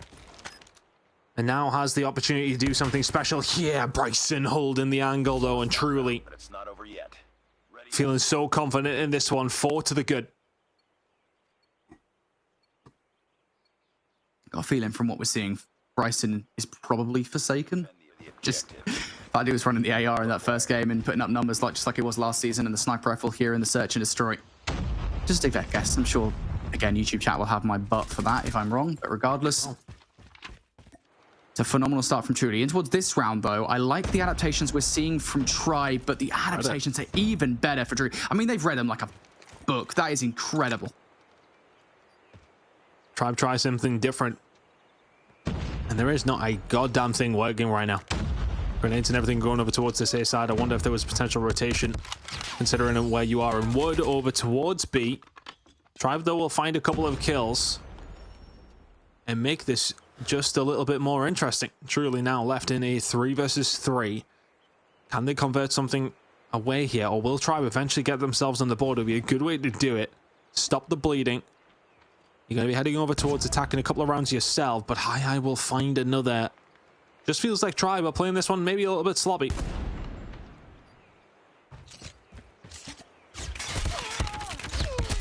Yeah. Oh, big kill from T-Bag, though. We'll keep Truly off the site for the moment here, but even still, it feels like their control over site is diminishing. Great read that High is going to push through the middle of the map, and you know where the last player is going to be coming from here because they were pushing over towards A previously. Axe still might be able to get some good timing, though. Trying to force the issue. You really needed to get that gunfight clean against T-Bag up top, or potentially even Envy. No, neither of these gunfights are going anywhere. I'm really not sure where his Fennec has gone, but it's doing something. Still on the hunt for these kills, and I think now with 19 seconds on the clock, your best opportunity is to get the bomb down. He has an opportunity here. A bomb will go down. What was a 3 versus 5 in favor of Truly is now a 2 versus 1 in favor of Tribe. Hax, has he got the time? And oh my goodness, I think he does. The perfect flank may well be coming through. He might have them both dead to rights. He did for a second. In the caravan they go, but will they be expecting this angle? Yes, they are. They go for the child, but Hax does not care. And the two-piece comes in and truly are running away with this search and destroy. I thought for a second that Hax was about to choke what would have been a phenomenal play. Ends up winning it anyway. Defend the objective. They have the bomb. Tribe just do not look in this whatsoever. Truly have had an answer to everything that Tribe have been pulling off. Something has to change right about now. Nade over the top will connect onto a couple of Truly players, I believe. Information here for Tribe. Envy now needs to do some phenomenal things on site, and he does exactly that. Pulls a two-piece out of his cheeks. T-Bag follows up with another kill, and it's gonna leave Hax isolated. Hax will find one, but the fact that the bomb is now stuck inside jungle is a huge issue. Difficult spot. You are able to get out though. But I think for Tribe especially, like, you need to be just so perfect for the rest of the search and destroy. Big. Now just trying to put a solidification on their first round, but hey, Hax is alive. 10 kills to his name already. He could make it 13 to find 6, but that would be quite something. Enemy down. There you go. Much better. Much better from Tribe there towards the end. They just didn't give up. Envy, phenomenal start to the round. I think T-Bag found number 3 and Truly were just bullied out of the site. And really can be what it comes down to sometimes is just getting in towards the site. Truly couldn't do it in that round. So Tribe have now got a foothold in this game. They're finally into it, and I feel like they want to carry that momentum forward because they are being fast towards B. There's one player over there. I think it's Zulf. He could be dead to rights very quickly if he can find anything. That would be phenomenal. He's not just found something, he's found 2. He has the bomb. Slows them right down, gives his team time to get over. Now Hax is here to join the party, and Bryson, well, he's not going to be able to find T-Bag because his teammate's going to be able to do it just about in time. Potan will take him down. Washi will be able to trade that one back, but he is left all on his own. Surely not. Washi, surely not like this. Oh my goodness gracious me. Washi, what the bloody hell was that?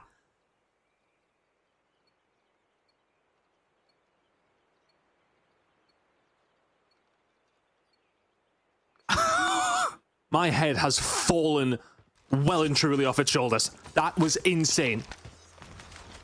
How?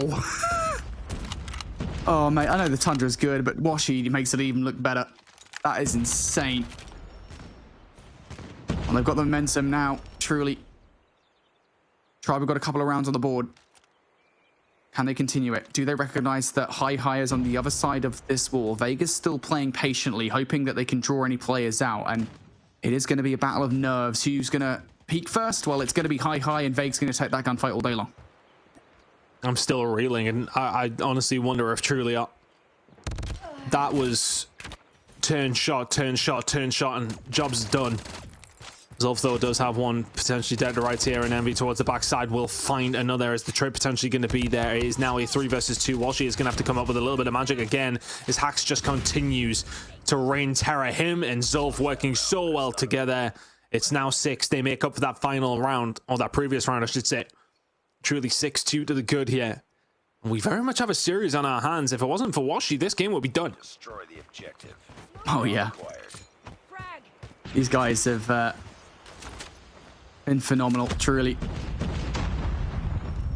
Their adaptations have just been insane. I think that's really been the difference maker between these two teams, is truly look so confident in what they've been able to do.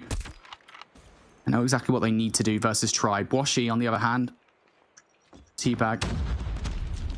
Saving graces for Tribe. Just be flawless. A couple of gunfights going across the map here. Vega's going to be one of them. By B side, as soon as he peeks this corner, Zulf should have him dead to right. Envy has been taken down elsewhere. So for Tribe, things just keep getting worse. Aggression from Potan will be punished, over by A. So big kill from T-Bag, but again, Vega's still the key to this entire play by B, and he's not going to find anything. The SMGs have been running riot on the side of Truly. Tribe Gaming's only answer has been Washi. For the most part, Bryson has been just a little bit better with the sniper on the other side. He's found himself another, and my goodness, they're just going to line up. There you go. Truly will force us to a map number 3. up against Tribe. Fantastic performance there in the search and destroy. A highlight play from Washi comes to absolutely nothing. We'd have been maybe talking about that one for a little while longer if they were able to bring that one back. Outstanding from him, but even better from Truly. Find themselves a very comfortable victory on Fire Ridge. And I said it right. I mean, towards the end of that game, it feels like Truly were really comfortable in the way in which they were playing the Search and Destroy. We talked, I think, earlier on about the teams that we maybe didn't really know what to expect from. And on Fire and Rage Search and Destroy, I said that it's the map that sometimes can show how much effort a team is putting in towards their Search and Destroy strategies. And I do believe, truly, that we saw those deep search and destroy strategies there from Truly, the way in which they're adapting to what Tribe Gaming were putting down on the table to them, not just on those offensive rounds to begin with, but also as we switch towards the defense, where Truly were just doing such a spectacular job of forcing the advantage early on in the rounds, and maybe in the rounds where they were not able to get it, the reactions from them were just stellar. And I think the best way to encapsulate it was there was a round towards the end, I think it might have been the penultimate one, right, where you mentioned it, Zolf and Hax on the flank, they were numbers down. There's immediate responses to just try and flank out Tribe, and Tribe just never expected it whatsoever. Those kind of plays, again, truly great search and destroy from them. Oh, I'm still picking my jaw up off the floor from that Washi 1v3, but that is the only highlight to talk about from Tribe Gaming. That was very, very one-sided. Hacks with the SMG. Honestly, over towards the Caravan, that's the biggest difference maker. I mean, he found so much joy over towards that side of the map and just really started to run away with it. Fantastic job from the side of Truly to make a series of it. Honestly, I was heading into this expecting just a Tribe Gaming comfortable win. We discussed it before and expecting maybe, okay, yeah, a relatively competitive, but Tribe haven't quite delivered in the search and destroy after what was a dominant performance in their first game of the day. They don't get it done. We have to see a control to decide the series. And just something that is worth noting, you know, again, we kind of led with the conversation point of Truly last season were not competitive with the top 3 teams. And I know this is situational, right? You know, first and foremost, this is open finals, so you got to question whether or not Tribe are as serious as they would normally be. Again, that has to be something we take into account. Secondly, that this is a new Tribe roster, so they still arguably will be figuring things out and would not be the same kind of full force that we'd see from Rejects or Seminole last season. But still, I think it is worth saying that this is a barrier that this new Truly squad has broken with their new team. They were not able to take a single map off Seminole, Rejects, or Mayhem last season. We're here in the open finals, and they are able to take one off this newly formed Tribe roster. It says a lot about whether or not this roster has improved with the roster changes they've made. I mean, inarguably, it feels like they have. Yeah, look, I think there's so much you can take from one best of 3 at the same time, but also that search and destroy was very, very comfortable. And again, I'll kind of back to what we've seen in map number 1 there. It was one good 60 hold from Tribe that got them into that lead that they never let go. From there, they were in control of the game. They did the right time, and fully props to them. But if Truly could have found themselves in a position to break, then yeah, okay, maybe we're talking about a very different series. We could be talking about a Tribe down the losers bracket, but this is making me excited for when we do get into the challenge season to see how things are going to go. But I'm even more excited to go to raid, and not just go to raid, but for map number 3 decider. Winner makes it in the challenge season, Brody. So it's a huge game for these teams. They still will have another opportunity if they do go on to lose, but I wouldn't like to call it either way right now. Ah, man, imagine the confidence booster it would give Truly if they're able to beat Tribe to qualifying from the upper bracket. I think, again, Tribe probably take a little bit heartily, but still would be incredible. Truly have brought us here, and Vei's got out the MG42, not something we've seen in quite some time, a play like this. And yet, you know what? If it works for you, it works for you. It's worked for Tribe right off the start. They've already garnered a 5, now make it a 4 life advantage. B is donezo, just like that. I think that's, what, 9 seconds on the clock? And it's gone. Already gone. And for whatever happens, using the MG42 or not, full props to the skin team. COD Mobile, because it is incredible, the campaign skin. Seen it all over social media, and just to see it in competitive play, I just absolutely live and breathe it. Here they are already on A Tribe Gaming saying, yeah, you think that search and destroy maketh a series? Yeah, well, welcome to the control, and welcome to complete domination from Tribe. 2 ticks are in, they're about to find the 3rd. And even if they don't, they've already built up a 7 life advantage. This is starting to feel indomitable at the moment, isn't it? Tribe just leering over Truly at this point. And these trades, it doesn't really matter even if they go slightly in favor of Truly. Tribe, again, have built up a life advantage that is so palpable. Truly are going to struggle to bring it back. Already starting to send players on the flank as well. Keep an eye on Washi, who is making that move around Laundry. I think he's just been spotted out by Zolf, who is on the hunt. Kills also being made around the front of this one for Tribe, and every single trade-off you take because you are slowly chipping away at that life pool that Truly do have. Hacks in from behind is really the only big problem here for Tribe, and he will find a couple of kills. Big trade coming out from Teabag, so Truly do clear the point, but again, it's a 6 versus 10. It's very, very doable here, though. Now you're out of lives, though. You need to be perfect from here. Potan will find Washi and will have the start to that perfect hold that needs to come through. Oh, good shots coming in from Vig, and that might just be the straw that breaks the camel's back. Envy, Washi working together. All of a sudden, Hacks was momentarily left on his own in the middle of the map. Now Bryson left alone entirely in a 1 versus 6. Seen them before, every now and then, but just not very often, and not against Tribe.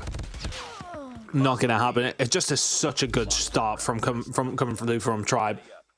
Over towards that B side, they punish Truly as harshly as they possibly can, and then from then on, when you've got so much time and you have that life advantage, you can just make it work any which way you want. Yeah, just that start was so domineering from Tribe. There wasn't really an answer from Truly, and I guess the advantage you get from that, right, is you go into to defense, that snowball effect that we always talk about, where you get the operators right off the start. You're already seeing that coming out from Rabalo. Envy is finding those first few bloods. Washi's putting up quick scopes in the middle of the map as well to add to the pile.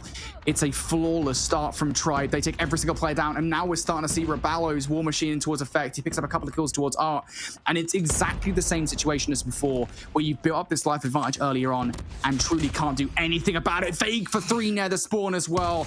It just keeps on getting worse. The knife keeps on getting twisted. Oh my goodness. Welcome to the blender, if you are Truly, and I just do not see a way that they get out of this one. Chalk it up. It's 2-0 now to Tribe Gaming. Truly need not just a miracle, but the resurrection, the whole entire thing here at this stage. This has been phenomenal from Tribe, and they're the kind of team, though, if you do let them take that advantage into the early stages of a round, they will punish you for it. I don't even think they're gonna have an opportunity to barely touch the point. 20 seconds to go. It is 24 v6 me 5. The MG42 is just lining them all up here from Vig. It's an incredible round from Tribe that is basically done. 23-1, and my goodness, they have wiped the floor with them. Bryson 1v23, anyone? Lost the lead. Yeah, not with 0 seconds on the clock, mate. Would have been nice. Oh yeah, that was what was holding them back. Yeah, definitely. It wasn't anything to do with the lives. We don't need to focus on the life tally. It wasn't anything. Yeah, I'm starting to feel like Tribe have turned their phones on. No, I don't know if they were on. Maybe they were just on like just like really low brightness or something on the last game. They were giving themselves a disadvantage. I don't really know. This is a very different Tribe, though. They are right in it now. But what a start from Truly. Finally seeing some operators coming out from them. Poetan's going to find 3. Hacks now with the equalizers as well, finding some kills. And this is the potency of those operators. When you are on the defense, you can find yourselves in these power positions. So just as quickly as we're going to gas up Tribe, Truly are now starting to play. But what Tribe do in that situation, they know that the pressure's going to come in. Truly are going to want to do exactly what they just got done to them back to you. And they just get the guns up. They spawn up. They put themselves in a position. You know they're going to get aggressive. And a kill drone going to come in, which will cause a couple of problems potentially, but Tribe now stacking over towards B. They want this done in 3. It may well take 3 maps to get the job done, but Washi will find 2. Only Potan who can answer back. Hacks from behind as well, though, is going to put himself in a position to maybe slow this down. That presence still there, though, from the side of Tribe. Envy now pushing forward through. Laundry has the claw in hand as well, and this is just a disgusting place to be. If you all remember Truly right now, lives all dead even. A lot of progress being made at B, and now progress being made at A. Yeah, it feels like for the start that Truly had, it's nowhere near as dominant as what Tribe did to them in that prior round, and now Tribe are starting to get some resources here. That War Machine from Rabalo is keeping Truly at bay. Their only choice is to filter through basketball, and well, there is a good response. Alpha's going to get one with what I believe was the Gravity Vortex gun. Bryson is going to trade as well, so Tribe are momentarily removed from the point, but it is only for a moment as Vague now flies back on. splitting the difference between both of these points. Vegas taking shots through the wall and is going to take Zolf out of the equation. Yes, there is some resistance from Truly Tunt, but Tribe really starting to mount the pressure now. Starting to flex their muscles. It was nearly done. Now they're going to be giving that one up. It looks like it. MB was over there, and now he's dead, but B has been worked on 6v9 in favor of Tribe Gaming. And everything kind of has to come out here now if you're Truly. Dropping into the losers bracket seems almost inevitable with the equalizers out here from Vake, who's just been causing so much of an issue over the entire map.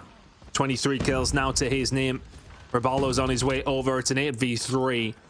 Tribe Gaming merely a scratch in the search and destroy. All of that for merely the tiniest drop of blood. The game is done. Tribe Gaming 3-0 there in the control. Domination across the board. That's as strong as ever performance you want to see in a control. They'll be disappointed with the search and destroy, but other than that, comfortable, then dominant. Yep, we talked about the performances of these respective teams in control last season, and I think we just saw it right there and then in this one. Again, it's worth saying it is comparing apples to oranges, but still, this is just a team that looks so confident in the control. And I think just on the whole, when they want to turn it on, they can turn it on. And then we just saw it there in that control where I think it was the round number 1 where they just came out swinging. That round number 2 in particular was disgusting. I don't even know what else there is to say about that one. Was it a 23 life advantage by the end of it or something like that? Something ridiculous. It wasn't very kind. It wasn't very kind, I think we'll say that much, right? And there was a little bit of hope, I guess, from Truly at the start of that round number 3 where they had the operators, but I think just comparing the two, it was nowhere near the map control that Tribe built up at the start of their operator spree. I mean, that highlight reel from round number 2 is despicable. Yeah, and again, you know, we talk about it quite often in terms of, look, Truly are a very good team. It will show their mettle against some of the others, but going up against Tribe, it's the same we use it in England. That's different gravy, mate. Incredible performance, especially when it comes down to the operators and the usage there. You've seen them really punish Truly throughout that entire second round, and that's where the score difference does make it. And then you see Truly get that opportunity to maybe do the same. Didn't even get a sniff. Tribe Gaming 2-1. Search and Destroy, definitely something to write home about if you are Truly, though. Really good performance on that side of things. But one Search and Destroy does not make a series. And Tribe Gaming will advance on. We'll see them in the Challenge Series next couple of weeks' time. Truly still have one more opportunity to do it in their next game. Listen, that was a really strong showing on behalf of Truly when it came to the S&D, and I think that's just something we were looking for, hoping for, trying to start to get an idea for which teams can potentially give Tribe a run for their money. You know, like you guys mentioned, we still have a little bit of time now before the challenge season, so this is also a learning opportunity for Truly to nail down some of those mistakes in the coming weeks, as long as they're able to continue a run in that lower bracket and then nail one of those spots down in the challenge season. But exciting to see that. I know we're very early on, but that Tribe is not currently infallible, even though they did make a super team. You know, I think that was probably a question that we would have had. And like, I know it's open finals and things change when we get to challenge season time, but at least it's just a little bit of a glimpse into what we could be getting. I mean, they've opened the door, right? Everyone will kind of look at that now. And I think I want to really give a lot of props to Truly rather than sort of say that Tribe, or I want to be saying beatable, because the other two maps were very different. Look at map number 1, that was a winnable one for Truly, but then you look at that map number 3 and you're like, oh yeah, no, I remember, no, these guys are really good. So I think you've got to have that in the equation as well. But the Search and Destroy from Truly is definitely something from that hang on to. Is it just firing range? Is it the mode in general? There's a lot of questions still to be asked. Truly, I think, will be fine. We'll find out how they do in their next game, but I think there is definitely positives to take away from that game. Yeah, absolutely. And one of those positives being the fact that Tribe has now solidified one of the spots in the challenge season for themselves. They've officially made their way through and they will be joining 7 other teams yet to be determined. They're in NA to continue battling it out to then get to those challenge season finals. That also means that our third match of the day is done. We kicked it off with a tribe when we checked out that lower bracket. We're back up here now, and as these spots start to become fewer and fewer, it'll be a tighter competition down there in that lower bracket to see which teams are able to kind of clinch up some of those spots.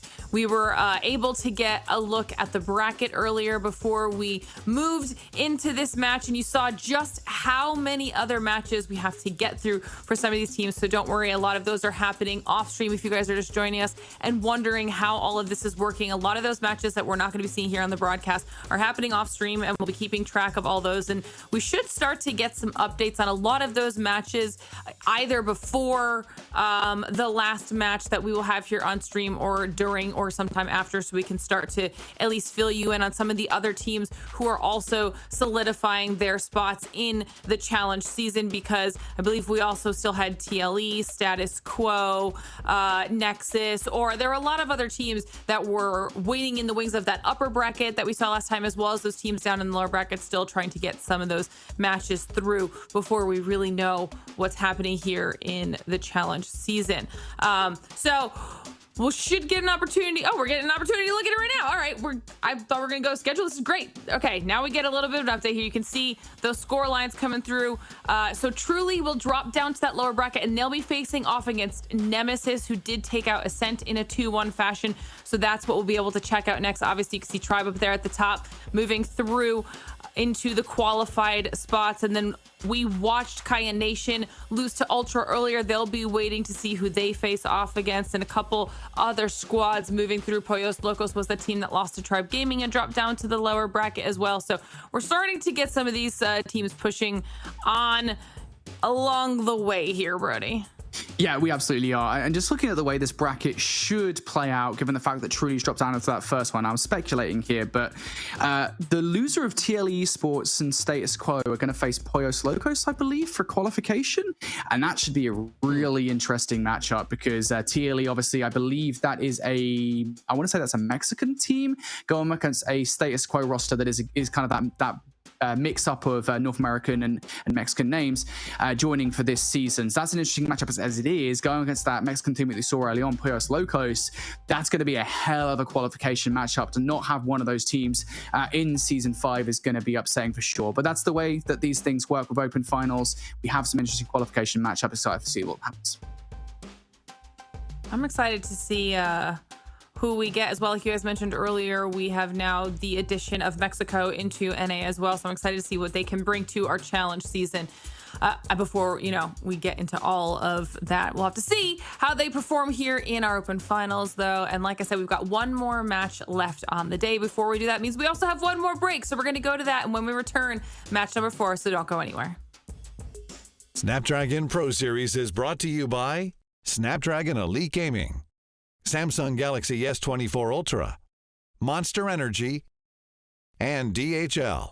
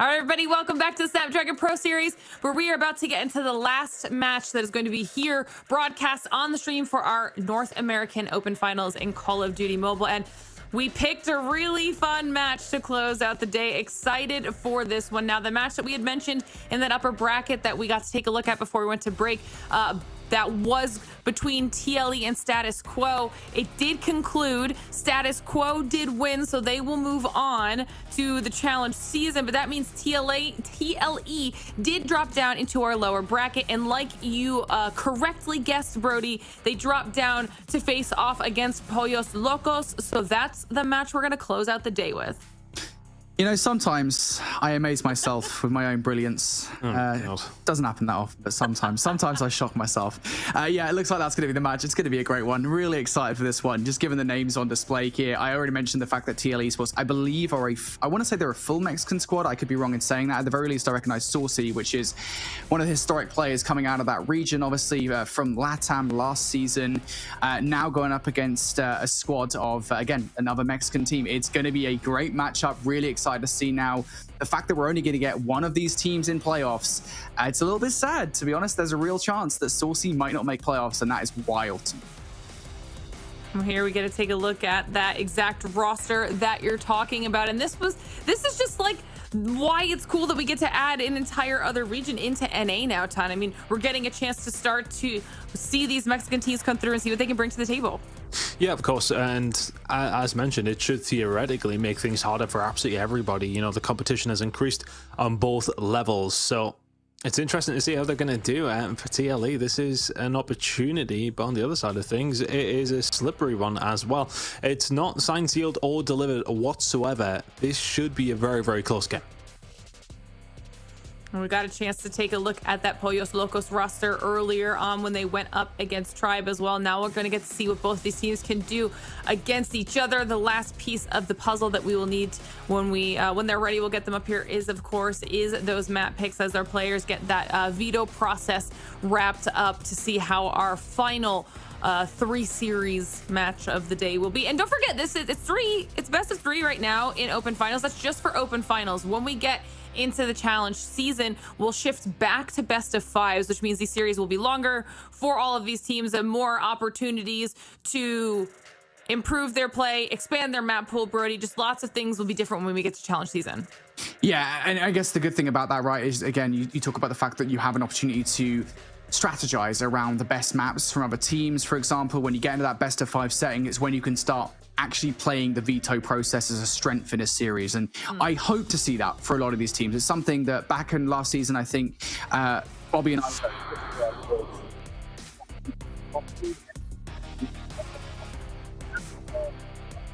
and they ended up losing a series, to be honest, before they even got into it, because they'd be giving the best maps away based on what their own preferences. That's something I really want to see, and it's exciting. I think when we get to that best of 5 format, is some of these lower level teams are going to have an opportunity to study VOD on the top level teams and actually veto properly against them. So that's what I'm going to see about what that veto process looks like this season.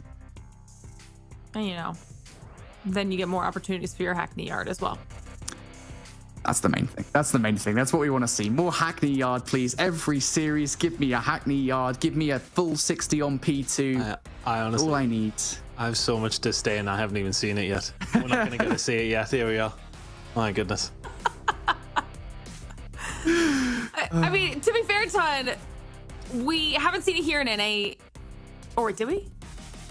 Did we see it in the very first series? Did we get a Kurahana in the first series? No, no, we didn't. No, I think you're thinking of rehearsals where we did have a come up on that. Oh, okay. Picks. They were teasing us. We haven't gotten it here in NA yet, but Kurahana has been some really good S&Ds, and so it has a seaside control, and we're getting that seaside control in EU, Brody. In EU. Yeah, no. I was thinking about the seaside control coming through here now. I mean, it's nice that we're getting to see like these other options for our teams to play on, Ton, as we start off things with obviously the Apocalypse Hardpoint. Yeah, we're getting to see it across the board, aren't we? So, I mean, that's the beauty of being able to jump in and out of games. And what do you pick in this situation? You know, we can talk about the picks and bans side of things. You surely got to just be taking what your favorite maps are as well as you can. You won't be target banning through this sort of side of things. You know, that comes later in the day, as Brody mentioned. So we get to see a plethora of maps. Of course, Apocalypse coming up first. We know what to expect from that. Tunisia Search and Destroy, I think it's a fantastic Search and Destroy map. So it should be a good way to see how this one goes. And Seaside, if we do need a decider, which we have potential to go to here in this game, hell of a lineup, to be honest with you. I like it, Lauren. I like it. Yeah, I'm a big fan. Apocalypse was always a fun one just because, for whatever reason, and I really do not know why, teams in COD Mobile have this incredible habit of slipping up on like the rotation from P1 to P2. Happens every single time. Please stop doing it. If we see it again here, I don't know what I'm going to do. I wouldn't be surprised at all. But Apocalypse is always a fun one. It always is close games. Brody also would like to be brought on as an analyst, is what he's saying. So any teams that maybe need some additional assistance, Brody's available. Just let him know, and he'll give you all of his thoughts on anything that he might have witnessed here in SPS on your team specific. Yeah, it costs £10 for the entire SPS season, so he's running a bargain right now. Okay? That's a lot of money. His currency. One Freddo. Don't know what Freddos are. They don't know. Well, Laura knows what a Freddo is, and that's the main thing, right? Look, she has connections. All right, guys, everybody at home, let us know your thoughts as well. For the last match of the day, which team is going to survive in this lower bracket? Will it be Pollos Locos or will it be TLE Esports? Who will move through to the challenge season and claim another one of those spots, as two have already been claimed in that upper bracket? Our final match of the day is about ready to get underway. So Brody and Ton, let's close everything out. Alrighty, one more match to close out the day. TL Esports going head-to-head with Pollos Locos. Honestly, mate, I think I've got to start localizing my references. I don't know what I'm going to go for here in North America, but we gotta start doing that. Whatever the North American equivalent of Freddos are, someone in the chat will tell us if they know what Freddos are. More of Hershey's. By Hershey's, I don't even know. Regardless, this is going to be a phenomenal matchup to close out the day. I was really excited looking at this one in the bracket just because of the amount of potential outcomes that we have here. But again, it is a weird one to think about. We've got these Mexican squads coming in here, strengthening in the North American region, and it leads to situations like this where one of these teams is about to nom. Yeah, and you kind of come into this position where we had so many good teams in different regions. Now it kind of, there is to a certain degree less spots right at the very top level, so you're coming into this, you can lose teams who were in good positions. It's difficult. It is difficult for some of them, but it is very much the cream rising to the top, and that is the scenario we're going to get here between these two teams. Looking towards it though, I mean, are we still favoring TLE? Look, they came for the winner's bracket side. I think it's very easy to do that. But Pollos, look, they did not look too bad against Tribe, specifically in map number 1. Okay, they did get 7-0 in the search and destroy, which is never a great way to start. But Tribe can do that to teams. But in the hard point, they almost matched them. Okay, Tribe went away, and I think it was a relatively comfortable, like 50 or 60 point game. But that was not without its issues. I want to say there was a couple of really nice holds from them. So I'm very interested to see how the Apocalypse works out. If they can't find that, though, I do worry about their search and destroy. Yeah, the search and destroy, I think, even moving forward towards the challenge season, if they qualify here, is something they definitely need to work on. I think just reactivity, and it was there in moments, right? But I think a lot of it, what we saw in the Express search and destroy, is what I would describe as individual, right? I think very often the Pollos Locos roster was too reliant on these flanks that never really worked out. When they did, there was an opportunity for Tribe to come back into the round that I think Pollos Locos weren't really capitalizing on those advantageous positions. There's a lot of fundamental things, I think, in search and destroy that they could do if they do get into the challenge season to improve. But that's still an if, because they do have to get past this TLE roster first. And it is an important point, though, to mention the fact that they were very competitive in hardpoint. I mean, technically speaking, they earned more points against Tribe than Truly did in their respective hardpoints. Again, different hardpoint maps, so it's really hard to tell whether or not that actually means anything. But I do think it means that this Pollos Locos roster are competitive in hardpoint. They look like they could be competitive if they do make it into the challenge season. The real question for me is, we haven't actually seen anything from TLE Esports. We don't know what their scorelines look like in their 2-0 or 0-2 series versus status quo. So, I mean, how closely matched was that? Was it a really close one? Was it a nail biter on overtime in the search and destroy? 250 to 249 hardpoint? You know, is it actually that TLE shouldn't be here? I think that's the question we have to ask ourselves as we get into this first map.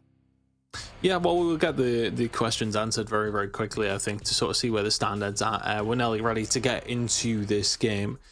I'm curious though, Brody. I'm going to put you on the spot. Don't do this. Final time that I'm sitting on the fence, mate. Why?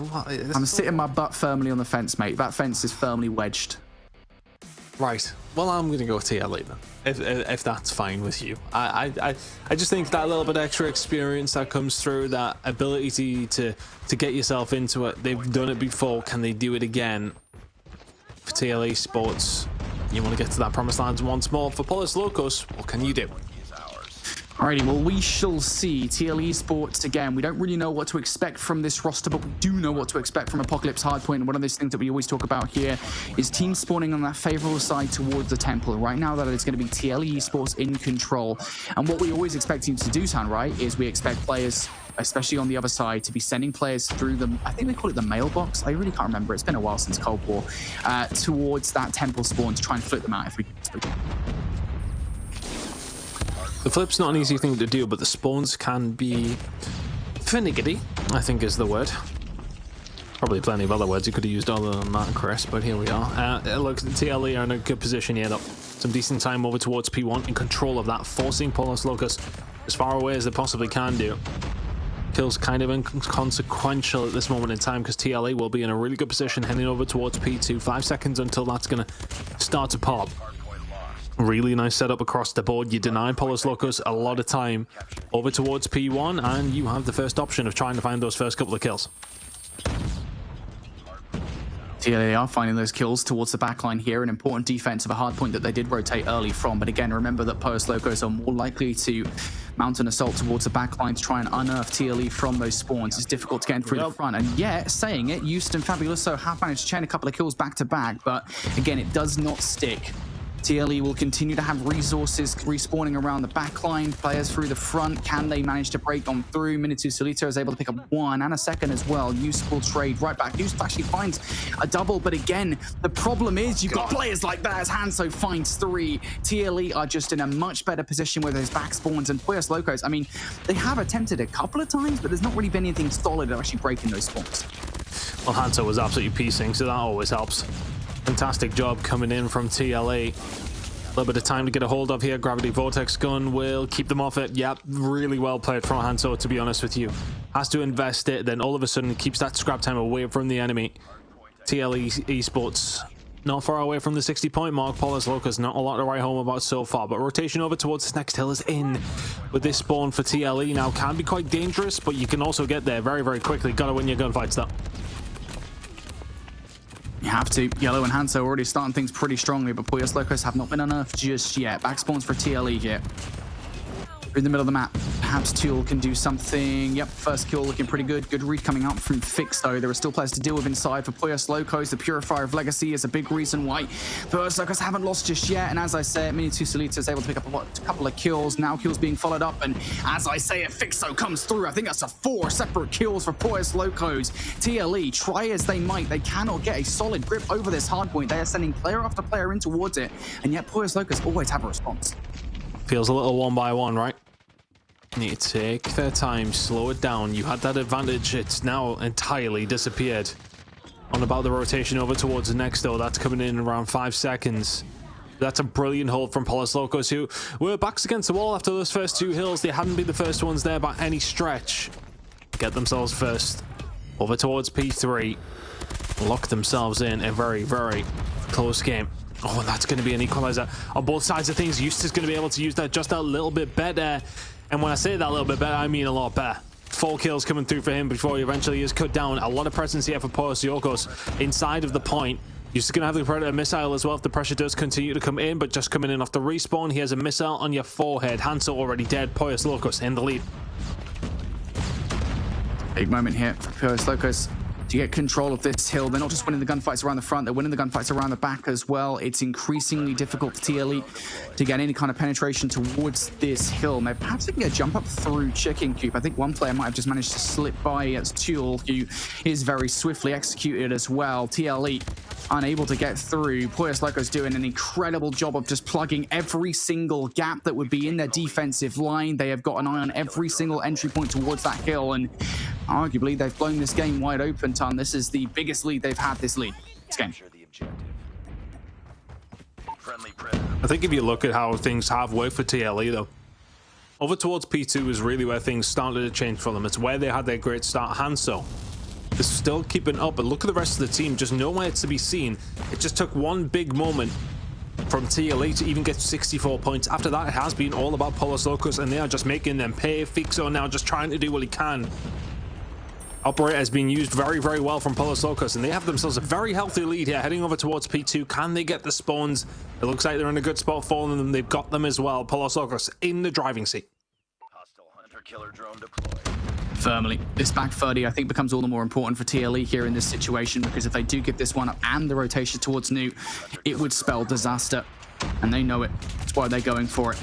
Big kill towards New as well. Legacy's going to win that gunfight, but keep an eye on the player 4, number Spawn. Minato Solita might have just got the spawns for TLE. This is a massive moment here in this game.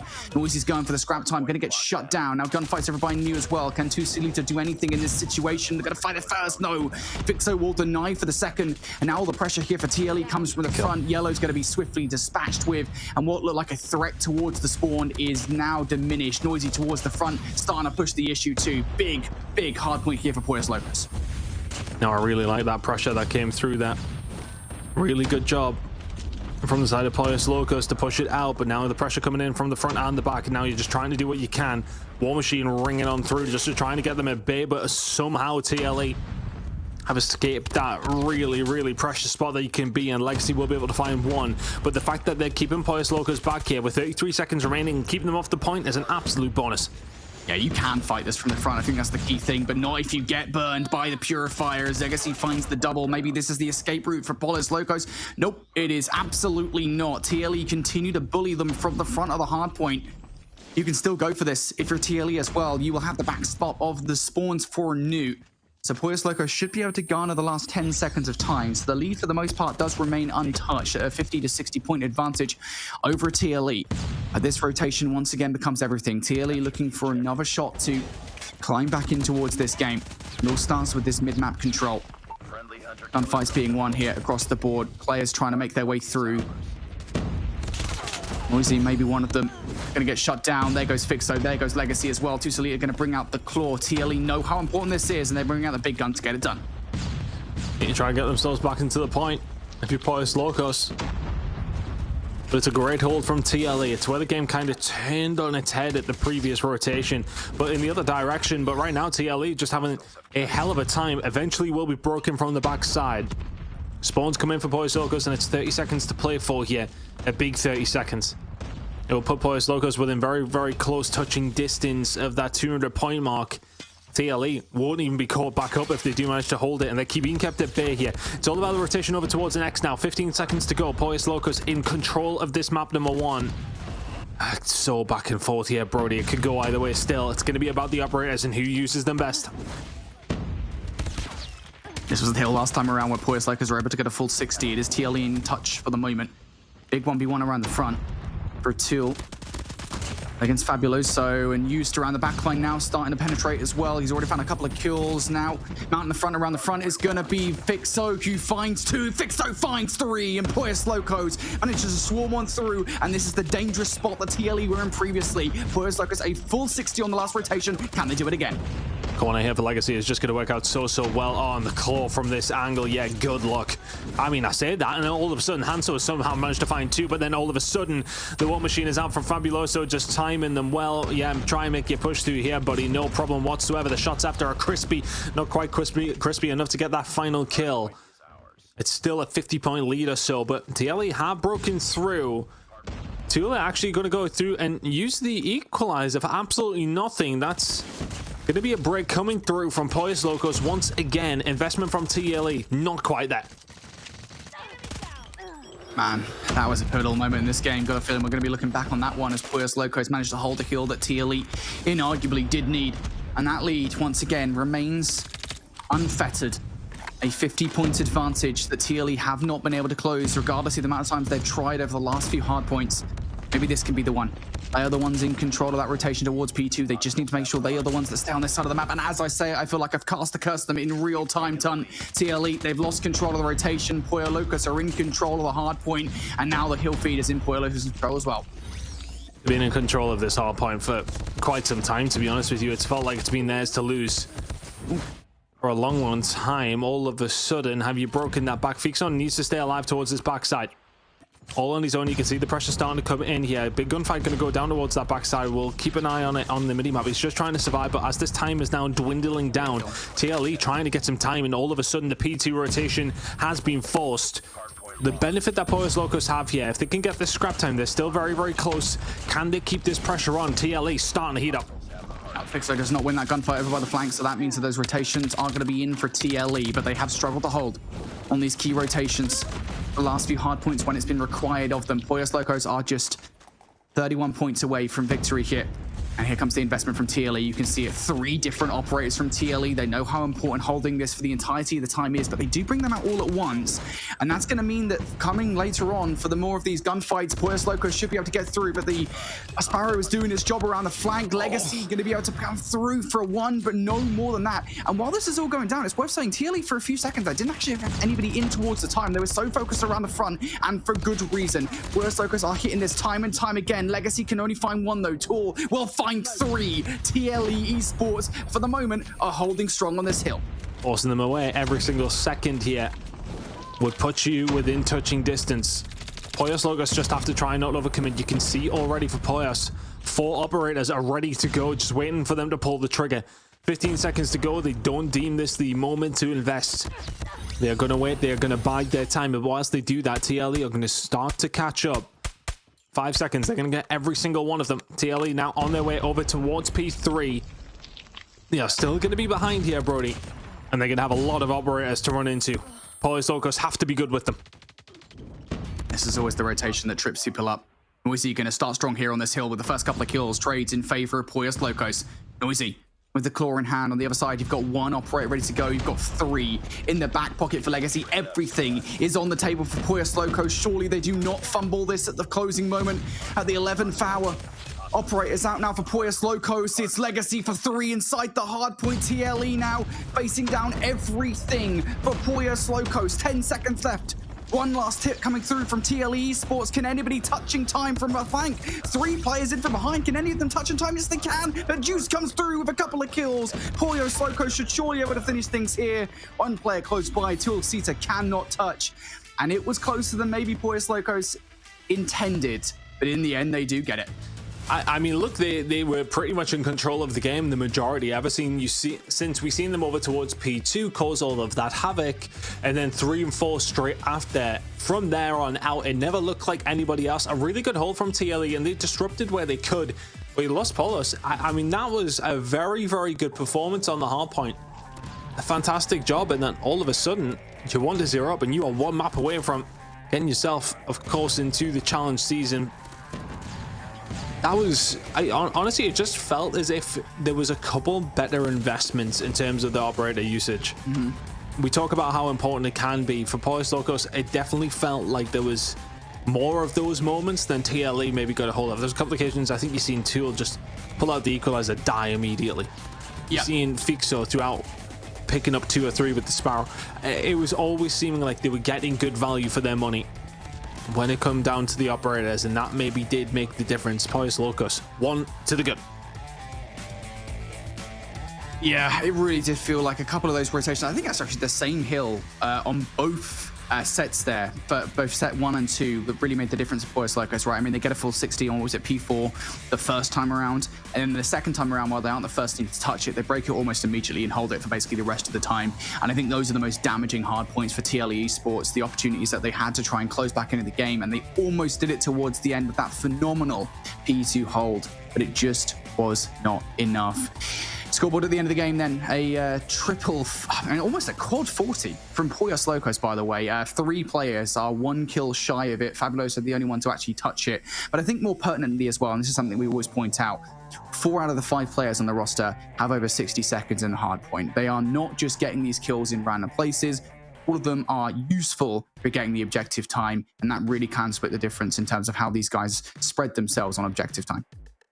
Yeah, really good job, everybody chipping in. 4 little hill kittens there, Brody. You know the saying. I don't know if we've adopted it over here yet. So we can make it happen. That's embarrassing. It's quite embarrassing. But we should be moving into map number 2 pretty swiftly. But let's say now they're in a very, very good spot. We've seen though on the Search and Destroy on Express, albeit against Tribe, they got 7-0. They're gonna have to be a lot better here against TLE if they are wanting to take this one in a swift kind of way. But we are heading over towards Tunisia, and we know what it can be like. Very defensively heavy. Which team's going to get first on that side of things? Can they get something going with it? That's going to be the important thing. Defense is going to be paramount here. Yeah, for sure. And sniper rifles will be paramount as well. Something that we didn't really see much of from Pollos Locos back in game number 2 earlier on today. Worth saying, of course, that I don't really think they had much of a choice in this situation. They didn't really have any opportunity to get the snipers in any effective position. But here, when it comes down to Tunisia, you need to see them. You need to see them holding down the A site, because the thing is with a map like Tunisia is, while it might be defensively sided, it's one of those situations where if you do get onto the site and you get the players out of those power positions, it becomes incredibly difficult for the defensive team to actually retake on the site. And that's why the snipers are, I mean, I would say arguably more than any other Search and Destroy map, but I think Fire and Range proves that's not correct earlier on today. But certainly arguably more than most other Search and Destroy maps, they are integral to defensive control here. And I'm going to be curious to see who's the sniper on TLE Esports. Are they going to be able to win this map for their team? Because they need to. Again, this is a best of 3. Pollos Locos win this, they're into the challenge season. And if TLE lose, they're not going to get that opportunity this year. Oh, it's a big hit over towards it. TLE, the ones on the attacking side, pretty much from the get-go. Fico will be able to find 1, find 2. Noisy is there to find another. And as far as rounds that you just don't want to see, if you are a TLE sports fan, this looks like one of them. Now 3 versus 1. Saucy left on his own. Saucy very dead. Pollos Locos. Fantastic start to the defensive side.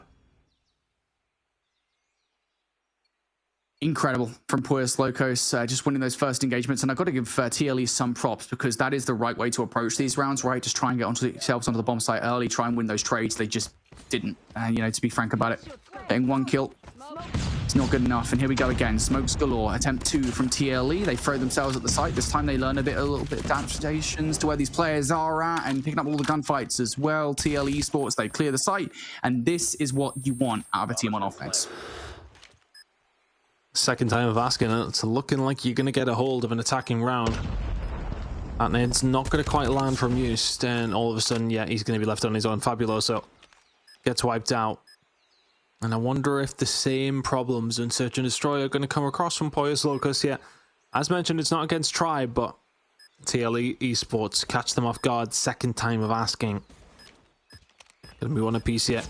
There's just very little you can do from there. Kill goes the way of TLE, and so does the round. And again, it's just getting towards these sites, right? It's just so paramount to winning the offenses. TLE 2 for 2 on choosing A as the site.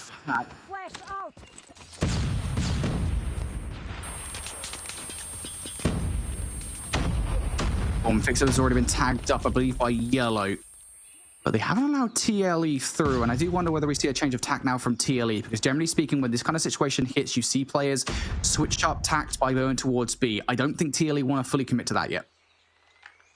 Not just yet, but if you Pollos Locos, they've sent some numbers back there to cover for that potential eventuality. 1 minute and 20 seconds to go.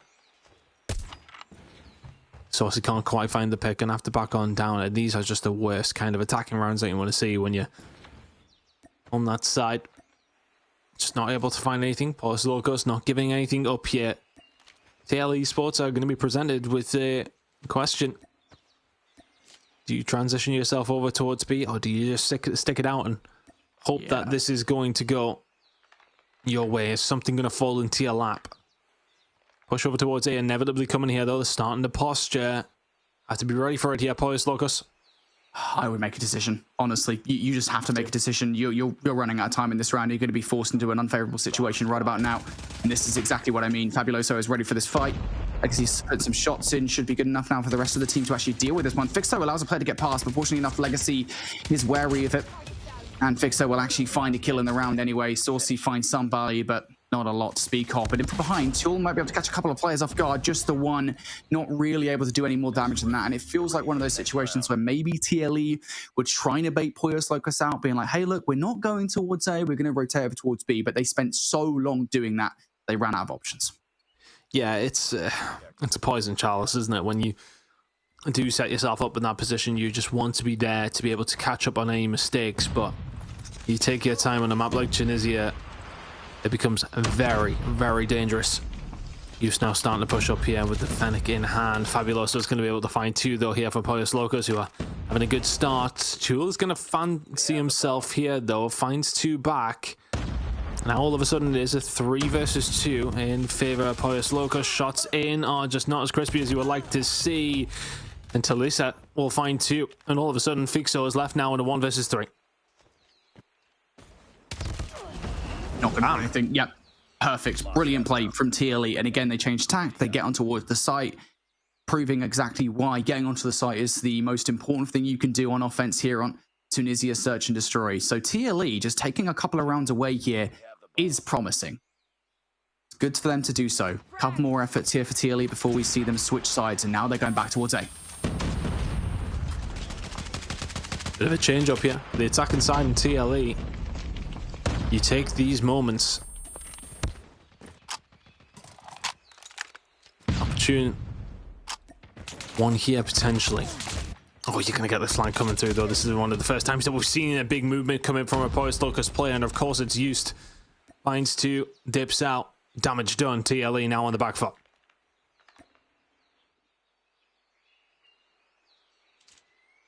Just sense TLE reeling, and again, there's not really many options here. The map is being watched by Noisy, so that is being covered. Honestly, if I'm TLE in this situation, I would just 3-stack it straight over towards B, and I would make that decision significantly faster than they are now. You can't just keep on headbutting sight on the assumption that Poyos Locos will have moved, because they... I mean, I was going to say they're no chickens, but their name quite literally suggests otherwise. Hanso taking those first 3 shots in. Good reaction out of Legacy. That's what you expect. And now you're stuck. It's all up to you now. Finish the mission. Nice work. Get ready. Absolutely nothing you can do. It's just such a hard hit a day without the numbers, right? You can kind of 50-50 it at the beginning of a round. You both got the same amount of numbers. You both got the same guns on the map. But when you're at a disadvantage, it's just so tough. But still, this has not been a bad attacking half coming in from TL Esports. If they can find another one, it'll be absolutely tremendous. But I think Poyos Locos, if they can find that 4-2 lead heading into their half, won't be too despondent themselves.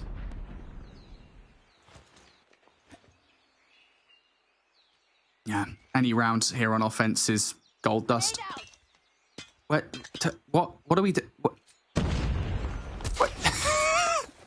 Guys, Lock in. Come on. We need to test where we're throwing our nade, because that was not helpful.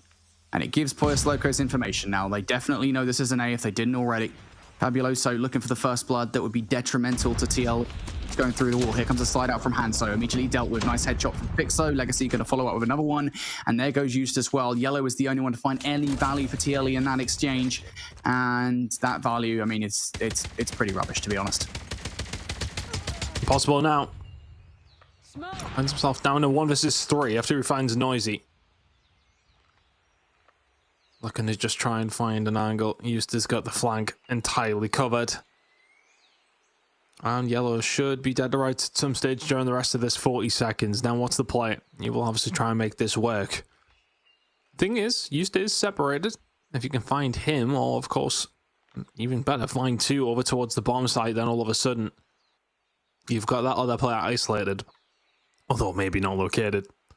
Yellow now going to finally make this push through. 20 seconds to go here in the round. It's looking like Poyos Locos are going to have themselves a 4-2 lead heading on their own attack. Yeah, 1-0 up in this series as well. My goodness, Yellow. Yeah, okay, you nearly made it possible. But Legacy is there to pick up the pieces. 4-2 Poyos Locos. I think both sides relatively satisfied with that. TLE will be happy for the 2 defensive rounds. Poyos Locos will be happy to keep it at just that, because it could have been worse potentially. Yeah, I think TLE will be very happy with the fact they managed to take those 2 rounds away, but I'm curious to see whether Poyos Locos are more convincing on these offensive efforts. Now, they've chosen B as their bomb site of attack, Generally a pretty standard defensive effort. Nice nade. That will get the hit marker on towards Legacy. That's information for TLE. They haven't quite moved on it just yet. And that's probably for the best, because Poyos Locos haven't fully committed to this just yet. Again, if you're Poyos Locos, you know where that player on the B-bomb site is going to be located. You always have the presumption, right? Nades are going in over towards that side. Haven't hit anything. No utility. So all of a sudden it is a rotation back over towards the A side. And I wonder if you can do anything with it. Maybe just taking the time a little bit too much. Minute remaining here, Brody. Looking for the mid-map push, though. Nades up top, but maybe going to open things open. Legacy will find a kill onto Hanso, and all of a sudden this first round on the attacking side is just looking so good for Poyos Locos. It's going to put them within touching distance of the win and, of course, the challenge finals. Yellow can answer back, but is momentarily a 4 versus 3 in favor of Poyos Locos. And good adaptation coming out from Poyos Locos as well. They recognize they've got a B-bomb site that's free. Why risk it by just continuing to go to A? And Saucy was the only player from TLE that could have put a stop to it. So now you know. Free bomb site. Bomb going down on B. Yellow and Tulasita have to rotate. Poyos Locos, they should know this is the case. And Tulasita does have a weapon, but switches to the Odin for the fight. So now things are more even. Noisy will take that as well, sat in the corner. Yellow, no choice but to try and take this one around the back of the site, and that's not going to happen. Again, the decision-making for Poyos Locos is on point. We didn't just see from TLE anything to the middle of the map, and they're attacking rounds, and Poyos Locos do one in their first. Fantastic job from them. Find a gap in the defense and absolutely punish it. That first kill that came through, I believe it was from Legacy, as a potential difference maker. Even just a trade there is not too bad. He's just keeping an eye on the flank. It's a heavy stack over towards A. Once again, Poyos Locos, if they knew how open B was, head will be down. They'd be sprinting forward. We'll have to dot their I's, cross their T's before they do make this commitment. TLE on their way back over, and here in numbers, but those grenades are out. The site is under their control, and first blood goes over towards Poyos Locos. Hanso is there to answer it back, but this bomb will go down. It's going to be a 4 versus 3 in favor of TLE, but the bomb is down. I was going to say, Poyos Locos haven't actually cleared the backline here, so TLE don't have to do step 1 of the process, which is normally getting into the site. They just have to do step 2, but Fabuloso won't allow it. Hanso's going to take himself out. I'm not too sure that was a nade or what, but Hanso now out of the play. That is a disaster. Yellow and Tulasito now. Lateral of which with the R9 can't really land the bullets, I think, in the middle of the jump up, and now Yellow, you know that he's the player with the Tundra in hand. What do you do? 14 seconds on the clock, has a node in the back pocket, but Legacy will shut you down. 2 rounds now on the bounce for Poyos Locos on the offense. And that is a lot of rounds to play with. Defend the objectives. They've been so good on these attacks. They've been just so adaptive. Just seem to be making the right calls. Big B hit going to come here from TLE as well, though, sending 2 players over towards it. Poyos Locos have maybe started their base camp, so to speak, over towards that B side. They've slowed things down and tried to find some picks. If they go over towards A now, though, Brody, it's pretty open. The nades over the top over towards B are being clearly an effective bait because A is wide open. All right. All right. Poyos Locos, you've been gifted, mate. It's Christmas. Free A-bomb site. It's on sale. Try and get this bomb down. Unless Poyos Locos over-aggress this, which I don't think Eustace going to. Goes for the kill. Actually, yeah, doesn't quite spot out Hanso. So trades are good. The bomb now going to go down, though. TLE now have to suffer for a retake. Fixo pushing one angle. Fabuloso on the flank is going to get that kill. Noise is going to find another one, and you know where the last 2 players are. Fixo has seen at least one of them, and I think you've got an idea that Saucy is probably looking to double up. A 4 versus 2. Time dwindling. Aggression coming out from Poyos Locos. They're getting uneasy. Tulasita finds a kill, though. Complete the mission. Can answer it back if you fix up. So Tulasita has it all to do just to give them the opportunity to still fight for the spot in the Challengers final. Jumps onto the side. Fixo will find the kill. Poyos Locos in quite comfortable conditions will find the 2-0 lead and the win, and themselves now in the challenge finals this season. Fantastic performance from them. They'll get the job done. TLE, honestly, I was expecting maybe a little bit more of a fight there, Brody. They fall down 0-2. All right. I'm going to very briefly say this because it's 4 a.m. and I don't have the energy to be passionate about it. I don't understand why you would leave the bomb site totally clear. in any situation. I know that, like, you know, the idea was to bait players out over towards B. I get that's the concept, but like, you never ever leave a bomb site open like that. It's an open goal every single time. And Poyos Locos, I mean, they got some serious strikers on their team. They ain't missing. Phenomenal performance. Honestly, though, like, just the regain, the first round, of course, on that side of things, where they managed to find such a convincing one, then from there just continued on. A good defensive hold, sent to 4-2, and they just never ever looked back. 3 back-to-back attacking rounds go their way. Fantastic work coming in from Poyos Locos. A really good performance in map number 1 as well, and bounce back after what was a horrible time against Tribe. Well, they're gonna have to do that again, because now they've made it into the challenge finals. Fantastic job coming in from Poyos Locos. They put themselves in the position to go up against the best of the best. Yeah, just phenomenal. Really phenomenal from Poyos Locos again. They looked pretty competitive versus Tribe earlier on today in the hard point. The search and destroy, yeah, we'll work on it. But the hard point most certainly, and I think it does give us a little bit of hope that Poyos Locos can be a competitive team and a really fun one to watch as we get into the challenge season. I mean, obviously, a big congratulations to Poyos Locos as well for making their way through to the challenge season. Now they've got a little bit of time, as do all of our teams that qualify through today, to kind of do some VOD review, some recon on those other squads that they'll be facing off in that round robin format. And then, of course, depending on who they face off in that first week, even more time to kind of really nail down how they want to function as a unit and where they'll stand in that competition as we get to take a look back at our bracket. More matches have concluded. I saw people in chat asking about some of these other matches. Well, here's an update and how they played out. TLE was down in that lower bracket facing off against Poyos Locos because they had lost the status quo. So status quo claimed a spot in the challenge season. Proxfed Esports also won in a 2-0 fashion. They will claim another spot, and Nexus was able to take out Aura. Both of those teams that lost knocked down to that lower bracket. So Nexus, Tribe, Status Quo, and Proxfed were the first 4 teams to claim their spots. And then as we got through this match with TLE Esports and Poyos Locos, it was Poyos Locos who got the next spot in the challenge season. There are still 3 more matches to be concluded, which means 3 more spots will be given to those squads. One of those teams that we did get a chance to see who gave Tribe a little bit of a run for their money, truly looking really strong, will be facing off against Nemesis. So that we would potentially expect Truly to come out on top in that one, Brody, and be another team that we'll be seeing in the challenge season.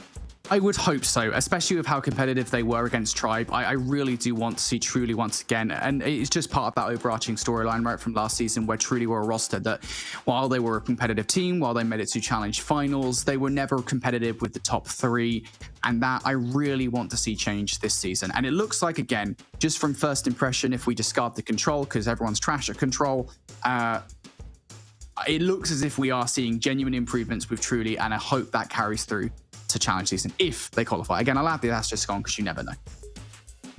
Yeah, I mean, this is also one thing that's cool, that will be cool about this challenge season is lots of new names, lots of new team names that we'll be seeing here in NA for this challenge season. And I'm sure we'll see lots of returning players sprinkled throughout a lot of those rosters, but this could be an interesting one here for NA ton.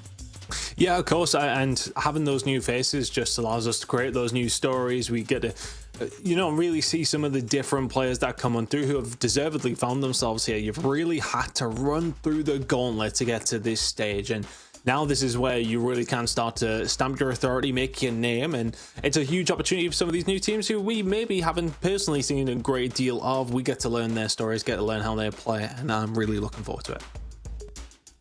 Well, that was a really exciting day of back and forth action. Obviously, we still have a couple more of those matches that need to be concluded. They will be concluded off stream. And if you want to see the results of those, just follow us on social media. Okay, we've got X, Insta, and Facebook. Not only can you get the results there, but of course, it'll be useful to follow along throughout the entire challenge season, whether that's here with the NA challenge seasons coming up or concluding EU that we have coming up at the end of the week here as well. Lots of action going on for SPS, or you can join our Discord at discord.gg/ the Snapdragon Pro Series, where you can hang out in our community, talk all things Call of Duty Mobile, and of course continue to get all of these updates that are sure to come your way. And one more reminder for today as well, guys, if you haven't done so already, fill out that survey, scan that QR code on your screen for us. Let us know your thoughts on how we're doing here with the show, what you like and where you think we can improve. We'd really appreciate it, as well as the fact that you'll get entered to win a $100 gift card. If you do that, it only takes a couple minutes, so make sure you get on over there and let us know. But that is about it for all of us here. Before we say goodbye to everybody, quick final thoughts out of you, Brody? NA doing NA things. I think the overarching story going into the season is we wanted to see what effects expanding the region is going to happen. Oh, it looks as if it's going to have a positive effect. We're more competitive. I'm really excited to see.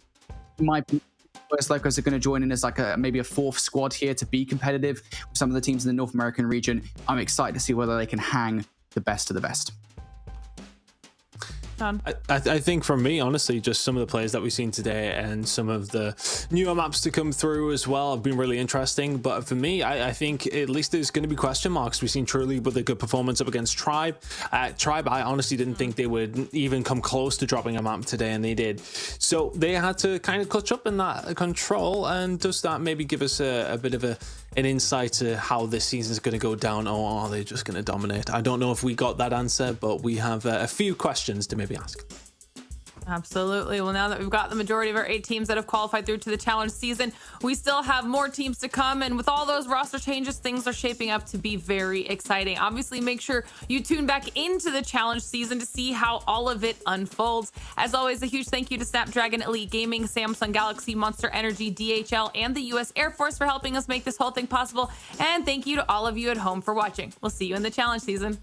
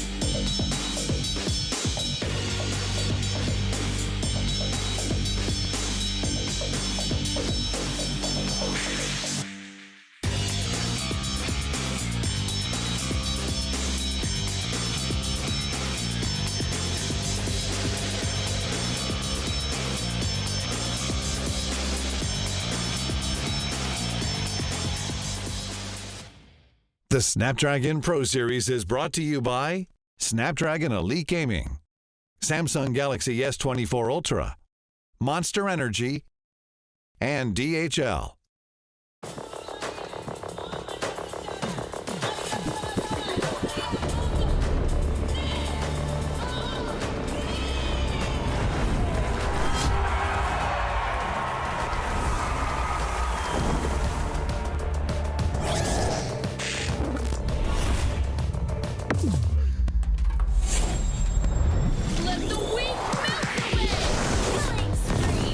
Call of Duty, taking the kill back.